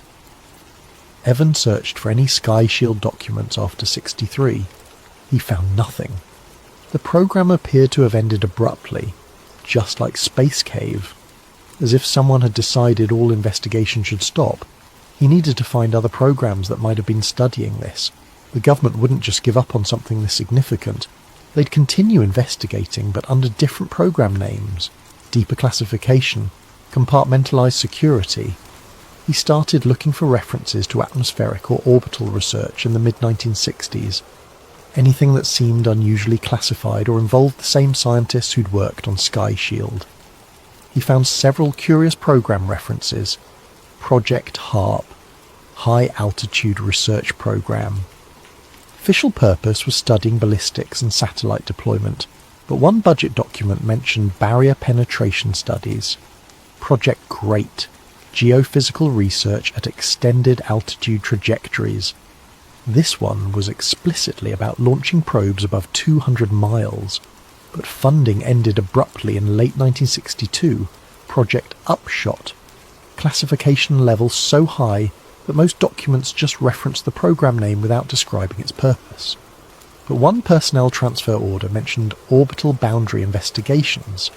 These programs had all operated in the early to mid-60s, all focused on high altitude, all classified, all terminated around 1963 or 64. The pattern was clear. The government had been running multiple programs to study the barrier, and then they'd shut all of them down simultaneously. Something had happened in 63 that made them decide investigation was too dangerous. Evan needed to know what that decision point was. He started looking for high-level policy documents from that period. He found it in a CIA memorandum from 1978. The memo had been declassified in 2012, but it had never been indexed properly, so it had languished in the archives unnoticed. OPF B-72, Post-Fishbowl Assessment. The date was interesting. 1978, 16 years after Fishbowl. Why were they doing a post-operation assessment so long after the tests? The memo was addressed to 4 recipients. Robert Varney, NASA official. He'd been involved in early satellite programs and had high-level security clearances. Colonel Francis Kane, Air Force Space Systems Division, career military officer specializing in orbital systems. Lloyd Berkner, geophysicist, pioneer in ionosphere research. He'd been on advisory committees for numerous classified programs, and one name that was redacted. Just a black rectangle where the name should have been. The memo's content was mostly administrative. Discussion of whether fishbowl-related documents should remain classified. Assessment of whether the data was still sensitive 16 years later. But the final paragraph made Evan's pulse quicken. Recommend total suppression of all evidence of the barrier phenomenon discovered during OPFB activities. Continued investigation poses unacceptable risk to social stability and international relations. Current monitoring protocols should continue indefinitely, but no new active investigation authorized. This position unchanged since original 63 directive. Barrier phenomenon, capital letters. They'd given it an official name, and the recommendation was total suppression. Not just classification, suppression, erasure of evidence, because investigation posed unacceptable risk to social stability. Evan thought about what that meant. Social stability, not national security, not military advantage. Social stability. They weren't worried about the Soviets learning about this. They were worried about the public learning about it. What would happen if humanity discovered there was a physical barrier preventing us from leaving Earth? What would that do to our sense of purpose, our space program, our philosophical and religious frameworks? The 1960s had been the height of space race optimism. We'd put men in orbit. We were planning moon landings. The future seemed unlimited. Space was the new frontier. How would people have reacted to learning that Frontier had a wall? That we were confined? Contained? Evan understood the suppression now. Not because the information was militarily sensitive, because it was psychologically destabilizing. Better to let people believe space was open and accessible than to tell them we were living in a cage. But the memo mentioned continued monitoring, which meant they hadn't stopped watching the barrier. They'd just stopped investigating it actively. Evan started looking for modern surveillance programs that might be monitoring high-altitude phenomena. This was harder. Recent programs were still classified. FOIA requests would take years to process, and most information would be heavily redacted. But he found a curious reference in an NSA budget justification from 1986. Continued surveillance of anomalous orbital reflections at radiative boundary layers. The memo was signed by Lieutenant General William Odom. He'd been NSA director in the mid-80s. Anomalous orbital reflections. radiative boundary layers. They were still watching it, still measuring it, 40 years after Fishbowl, which meant the barrier was permanent, not a temporary phenomenon, not an experimental installation. It had been there in the 50s, it had been there in the 60s, and it was still there in the 80s, and presumably still there now. Evan thought about the implications. A permanent structure at orbital altitude, surrounding the entire Earth, existing since before we had the technology to detect it. Someone had built this. Something had built this. And our government had known about it for 70 years and never told anyone. He needed one more piece of confirmation. He needed to find evidence that modern scientists were still encountering the barrier. He started searching for references to unusual observations from recent space missions. Satellite anomalies, atmospheric measurements that didn't fit models, anything that might indicate modern sensors were still detecting the structure. He found several curious reports. A 2012 NASA technical paper mentioned unexpected radar returns from orbital altitudes inconsistent with debris or satellite signatures. A 2016 Air Force Space Command memo referenced persistent anomalous readings from DSP satellites at radiative boundary regions. A 2019 SpaceX engineering report noted intermittent signal reflections from high-altitude sources, origin unknown. These were all carefully worded to avoid suggesting anything definitive, but the pattern was there. Modern spacecraft were still detecting something at the same altitude where the barrier had been observed in the 60s. Evan compiled everything into a timeline. 1958, Argus tests detect anomalous responses at high altitude. 1961, Sky Shield confirms barrier exists. 1962, Fishbowl attempts nuclear probe testing of barrier. 1963, Space Cave maps barrier with radar. All programs terminated. 1978, Assessment recommends continued suppression. 1986, NSA confirms continued surveillance. 2000 to present. Modern spacecraft still detecting the structure. 70 years of evidence. Multiple independent confirmations and complete suppression of the information. Evan sat back and looked at his research wall. Photographs, documents, timelines, quotes from scientists. All of it pointing to one inescapable conclusion. Earth was enclosed, not by accident, not by natural phenomenon, by design. Something or someone had built a physical barrier around our planet. A shell at approximately 220 miles altitude, large enough to be visible from the ground under the right conditions, solid enough to reflect nuclear shock waves, permanent enough to persist for at least 70 years. And the United States government had discovered it in the 1950s and decided humanity wasn't ready to know. Chapter 4. The modern connection.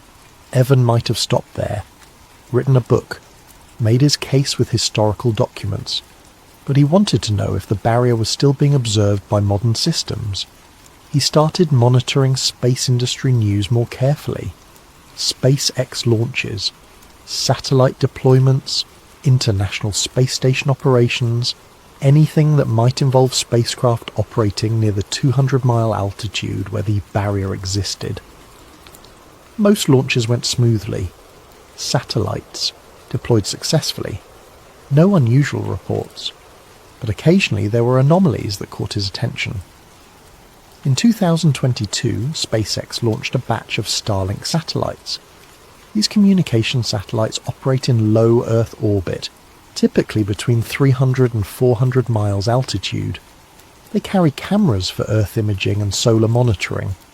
One of these satellites captured an unusual image during a solar observation session.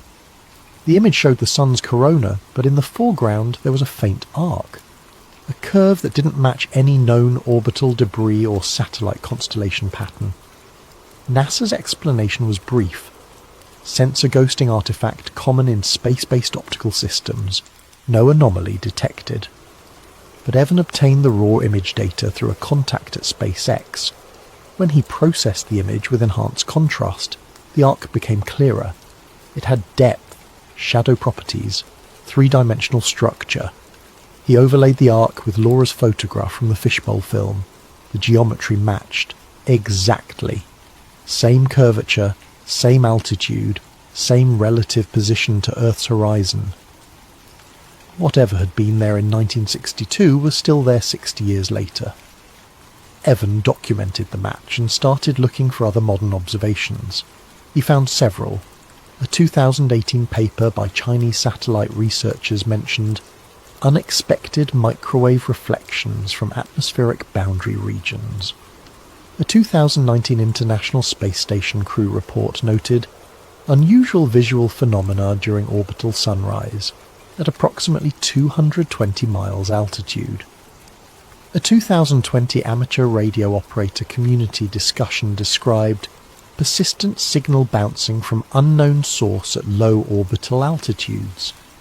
None of these reports explicitly acknowledged a structure, but they all described observations consistent with a physical barrier at the same altitude.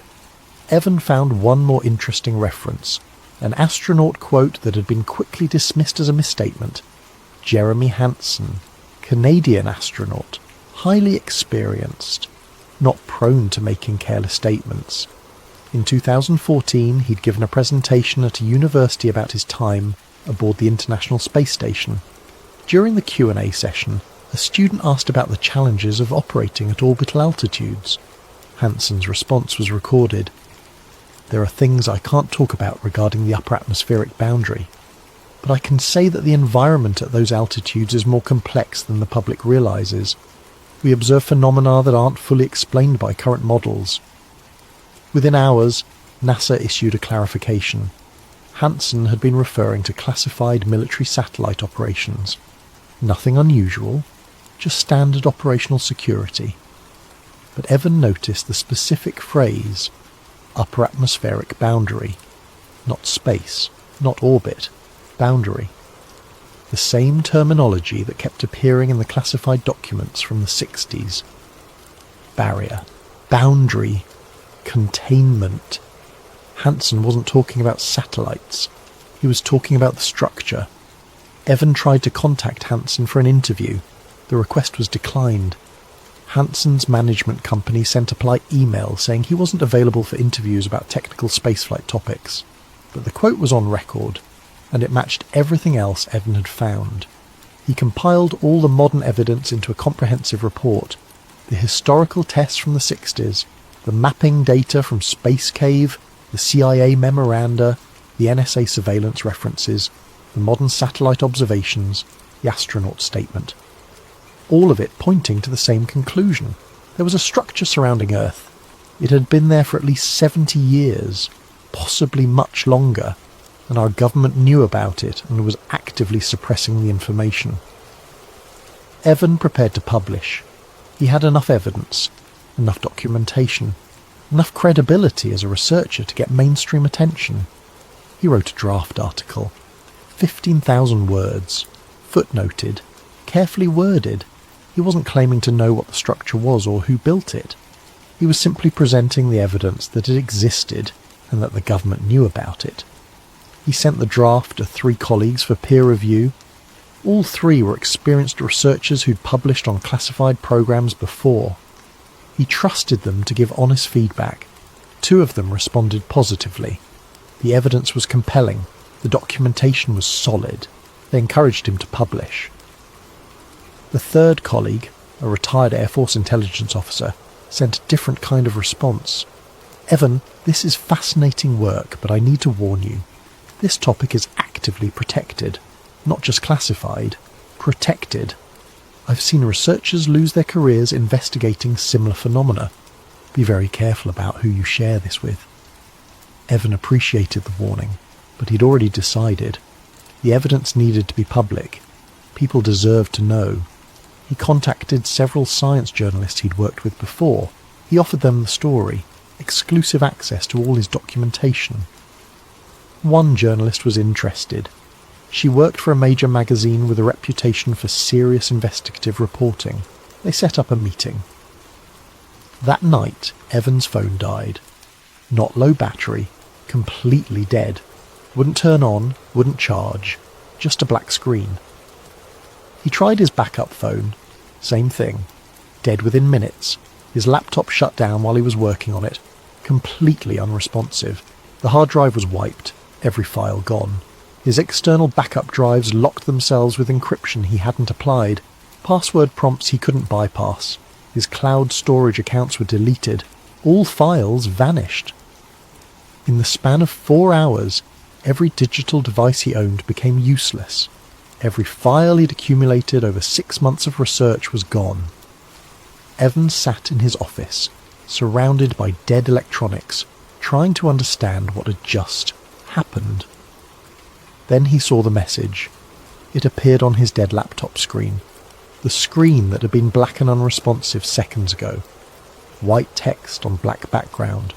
No windows, no interface. Just text. You're investigating a classified structure. This is your final warning. The message displayed for 5 seconds. Then the screen went black again. Evan felt his chest tighten. They'd been watching him. They knew everything he'd been researching, and they just demonstrated they could reach into his personal electronics at will. He left his office immediately, packed a bag from his apartment, took only cash and paper documents, left all his electronics behind. He checked into a hotel in Cincinnati 2 hours from his home. He used a fake name and paid cash. He needed time to think. Someone had been monitoring his research, someone with resources beyond what he'd imagined, not just classified programs, not just government agencies, something with reach into private infrastructure, private companies, private networks. They could access his devices remotely, delete files across multiple platforms simultaneously, display messages on powered-down screens. That level of capability wasn't normal government surveillance. That was something else, something with backdoor access to fundamental internet infrastructure. Evan spent 3 days in hotel rooms, moving between cities, trying to figure out his next move. He couldn't use computers, couldn't use phones, couldn't access any of his research digitally. But he still had one thing. The original USB drive Laura had sent him, the one with the photograph. He'd kept it separate from his other backups, stored in a safety deposit box at his bank. He retrieved it and looked at the image again. The arc, the structure, the impossible object that shouldn't exist. This was the only copy left. Everything else had been erased. He needed to get this image out to the public before they found a way to delete it too. He went to a public library, used their computers with a VPN and multiple proxy servers, created anonymous accounts on multiple platforms, prepared to upload the image everywhere simultaneously. Before he uploaded, he wrote a brief explanation. Just the key facts, no speculation, just evidence. Then he uploaded everything at once. Reddit, Twitter, image hosting sites, conspiracy forums, file-sharing networks, everywhere he could think of. For about 4 hours it spread. People started seeing it, discussing it, analysing it, comparing it to other space photographs. The conversation was building momentum. Then it started disappearing. Post by post, platform by platform, the image was being removed. Not just his original uploads, the copies people had made, screenshots, downloads, everything. Within 12 hours, every instance of the image was gone. Even the people who'd saved it to their personal devices reported that the files had corrupted or disappeared. Evan tried uploading it, again from the library computer. His accounts were immediately suspended. Permanent bans, no appeals. He created new accounts. They were banned before he could post anything. He tried other libraries, other cities. Same result. Instant bans. Immediate removal. Whatever surveillance system he'd triggered was comprehensive. They were watching every public computer he accessed, every account he created, every file he tried to upload. The net was complete. Evan sat in his car in a library parking lot holding the USB drive, trying to figure out what to do next. He thought about the journalists he'd contacted. He called one of them from a payphone. She answered. "I can't talk about this," she said immediately. "I've been advised that the story isn't viable." "Who advised you?" "I can't say, but the message was clear. This isn't a story we're going to pursue. I'm sorry, Evan." She hung up. He tried the other journalists, same response. Polite refusals, no explanation. Just sudden disinterest in a story they'd been excited about days earlier. Someone had gotten to them, applied pressure, made it clear this story wasn't to be published. Evan had one option left: physical distribution. He couldn't rely on digital systems, but he could mail copies to people, create physical documentation that couldn't be remotely deleted. He wrote out his entire investigation by hand. 20 pages. Key facts, document references, contact information for everyone he'd interviewed. He made 10 copies at a print shop paying cash. He addressed them to 3 different journalists, 2 university researchers, 3 science writers, and 2 documentary filmmakers. People he trusted, people with platforms, people who might be willing to take risks. He mailed them from different post offices in different cities, used fake return addresses, spread the mailings across a week to avoid pattern detection. Then he waited. 2 weeks later, he started getting responses. Every envelope had arrived empty, just blank pages. They'd intercepted physical mail, opened the envelopes, removed the contents, resealed them, all without leaving evidence of tampering. That level of operational capability suggested resources beyond any single agency. This wasn't just the CIA or NSA. This was coordinated action across multiple systems: postal service, internet infrastructure, financial networks, media companies. Someone wanted this information buried, and they had the power to make it happen across every possible distribution channel. Evan realized he was dealing with something much bigger than he had understood. This wasn't just about a classified program. This was about controlling information at a fundamental level.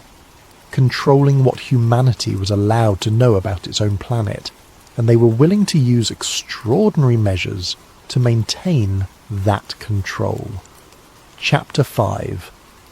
The final attempt. Evan had one last idea. A peer-to-peer file-sharing network, the kind that distributed data across thousands of computers simultaneously, making it nearly impossible to eliminate completely. If he could get the file seeded into one of these networks, it would propagate beyond any single point of control. Even if they deleted most copies, some would survive. Eventually someone would notice. Eventually the evidence would reach critical mass. He spent his last free day preparing the file, the photograph, a written summary of his findings, excerpts from the documents he'd photographed, contact information for Margaret Reeves and Richard Torres, everything he could fit into a compressed archive. He encrypted it using open-source software, set up a Tor node, prepared to upload it to multiple peer-to-peer networks simultaneously. He chose networks that were designed for exactly this kind of distributed archiving. Networks where files persisted even if the original uploader went offline. Networks that were used by journalists and activists to preserve documents that powerful organizations wanted destroyed. He initiated the upload from a coffee shop in Detroit. The file began propagating, node to node, computer to computer, each copy creating more copies, distributed across the network in fragments, no single machine holding the complete file. For 6 hours, it worked. The file spread. The distribution counter climbed. 10,000 copies, 20,000, 50,000. People started accessing it, downloading it, opening it, reading the evidence. Evan monitored the network activity from the coffee shop. He watched the counter climb, watched the geographic distribution spread across continents. Then it started dropping. Slowly at first, a few nodes going offline, then faster, hundreds of nodes, thousands. Something was sweeping through the network, deleting the file, not just from new uploads, from existing nodes, from computers that had already downloaded it. Evan watched in real time as the counter dropped. 50,000 copies, 40,000, 20,000, 10,000, 5,000, 1,000, 100, 0. They'd eliminated it from a distributed network, something that should have been technically impossible. They'd found a way to remotely delete files from thousands of individual computers simultaneously. The scope of that capability was staggering. That wasn't normal law enforcement. That wasn't standard intelligence agency power. That was infrastructure-level access, backdoors into operating systems, control over fundamental internet protocols. Evan closed his laptop and left the coffee shop. He didn't know if they could track his physical location yet, but he wasn't going to risk staying in one place.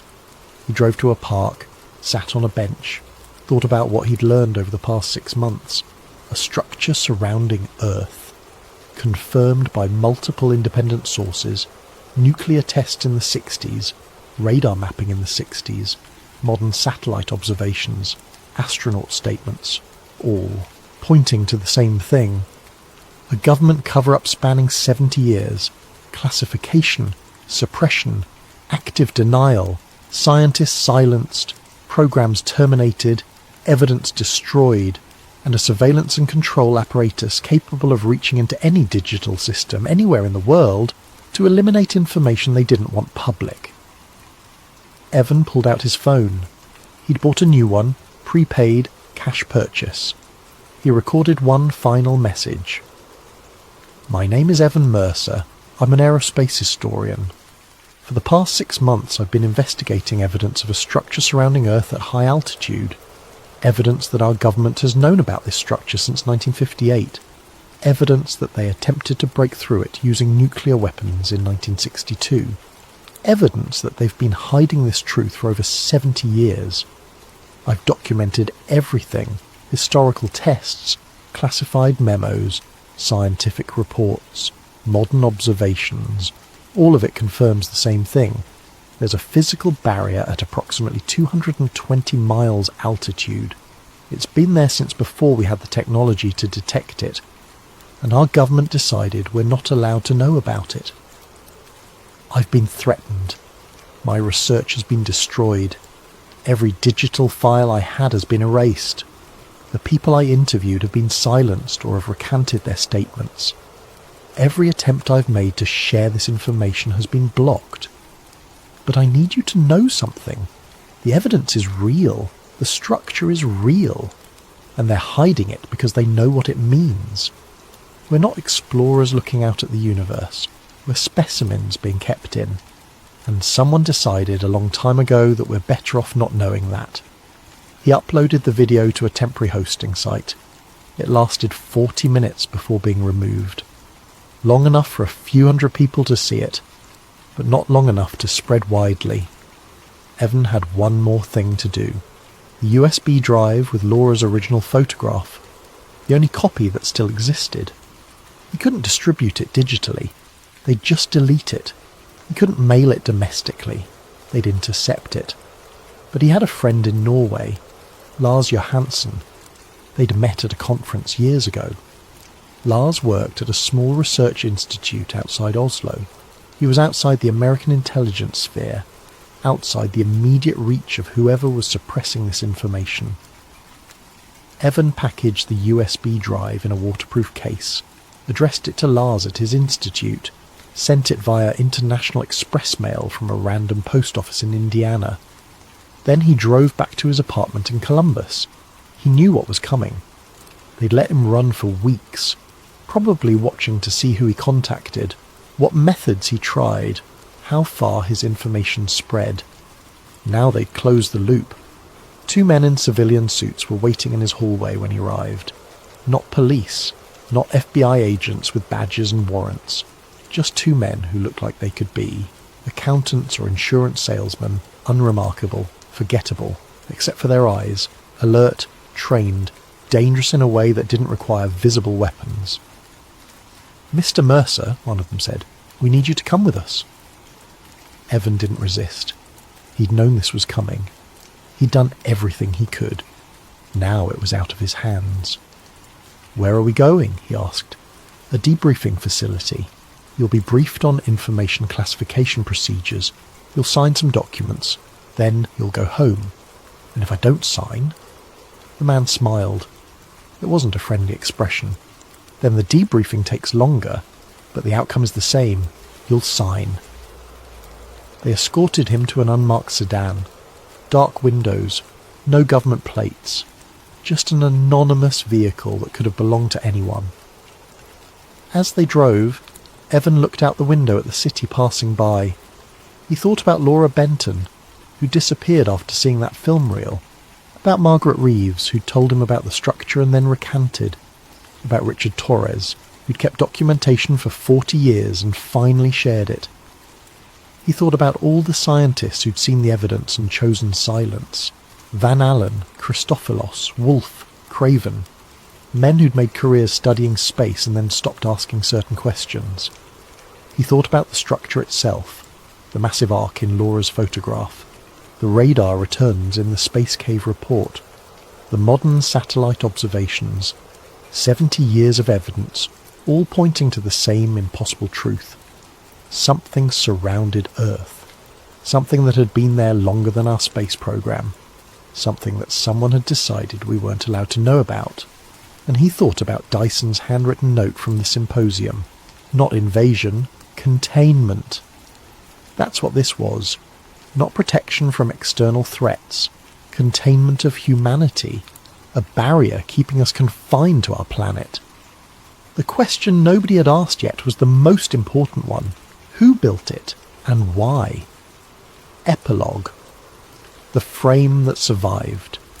3 months after Evan Mercer was escorted into an unmarked sedan, a package arrived at the Nansen Institute for Environmental Research in Oslo, Norway. Lars Johansen, atmospheric physicist, received the package at his office. It had been sitting in customs for 2 weeks before finally being released.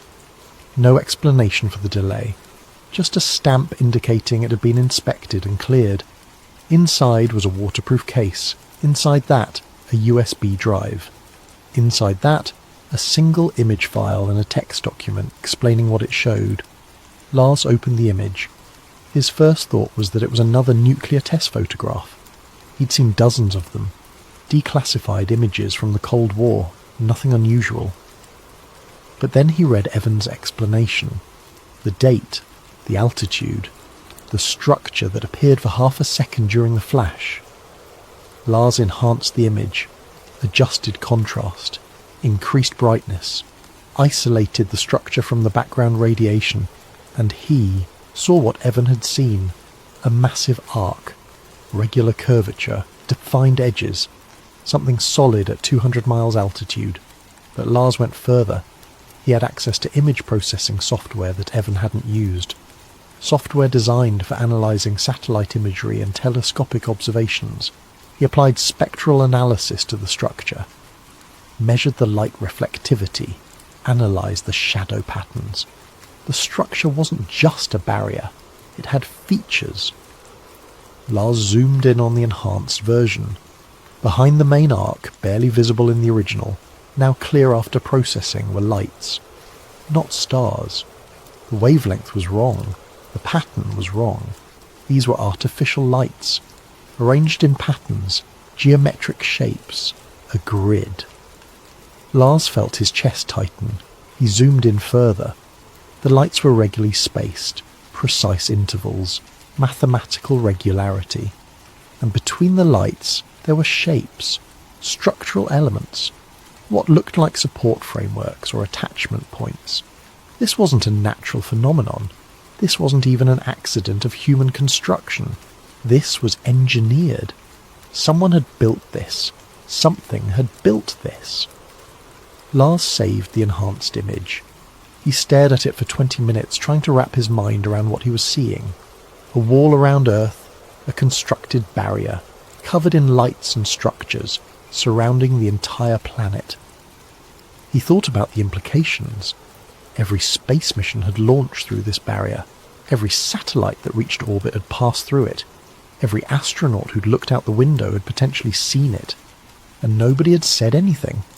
Or if they had, They'd been silenced. Lars reached for his phone to call colleagues, to share this, to start asking questions. Then he stopped. He thought about what had happened to Evan, the destroyed research, the deleted files, the intercepted mail, the men who'd taken him away. He thought about what Evan had written in his explanation. They will do anything to keep this secret. Be careful who you trust. Lars looked at the enhanced image again. The lights, the grid, the structure. Some truths he realised were bigger than one person's need to share them. Some truths required preparation, planning, the right moment, the right circumstances. If he published this now, it would be deleted like everything else. He'd be silenced like everyone else, and the evidence would be lost again. But if he waited, if he preserved it carefully, if he prepared the ground properly, someday conditions might change. Someday the control apparatus might weaken. Someday enough people might be asking the right questions that the truth couldn't be suppressed anymore. Lars deleted the enhanced image from his computer, but he saved it to 3 encrypted drives, stored them in separate locations, created detailed instructions for accessing them to be opened only if specific conditions were met. He wrote a letter explaining everything, sealed it, left instructions, with his attorney to deliver it to specific people if he died or disappeared. Then he went back to his normal research, atmospheric measurements, climate modelling, ordinary science. But every night he looked up at the stars and thought about what he knew, about the wall just beyond the edge of space, about the lights and structures that covered it, about the question that nobody was allowed to ask. If there's a barrier keeping us in, who built it, and why? The answer to that question, Lars suspected, was the real reason for the suppression. Not just that the barrier existed, but what its existence implied about humanity's place in the universe. We weren't the explorers we thought we were something else, and whoever built that barrier had decided we should stay contained, at least for now. Until then, the frame remained, hidden but preserved, encrypted but recoverable, waiting for the right moment, waiting for conditions to change, waiting for the day when humanity would finally be ready to learn the truth about what happened in 1962, about what our government discovered, about what still hangs above us, silent and watching, keeping us contained, the truth about the barrier, the truth about Operation Fishbowl, the truth about the wall we can't cross, and about the lights on the other side, the lights that suggest we're not alone, that we've never been alone, that something has been watching us, managing us, containing us, for reasons we're not yet allowed to understand. Someday someone will ask the questions again. Someday someone will find the evidence Lars preserved. Someday the control will slip and the truth will emerge. And when it does, humanity will have to confront the most fundamental question we've ever faced. If we're being contained, what happens when they decide to let us out?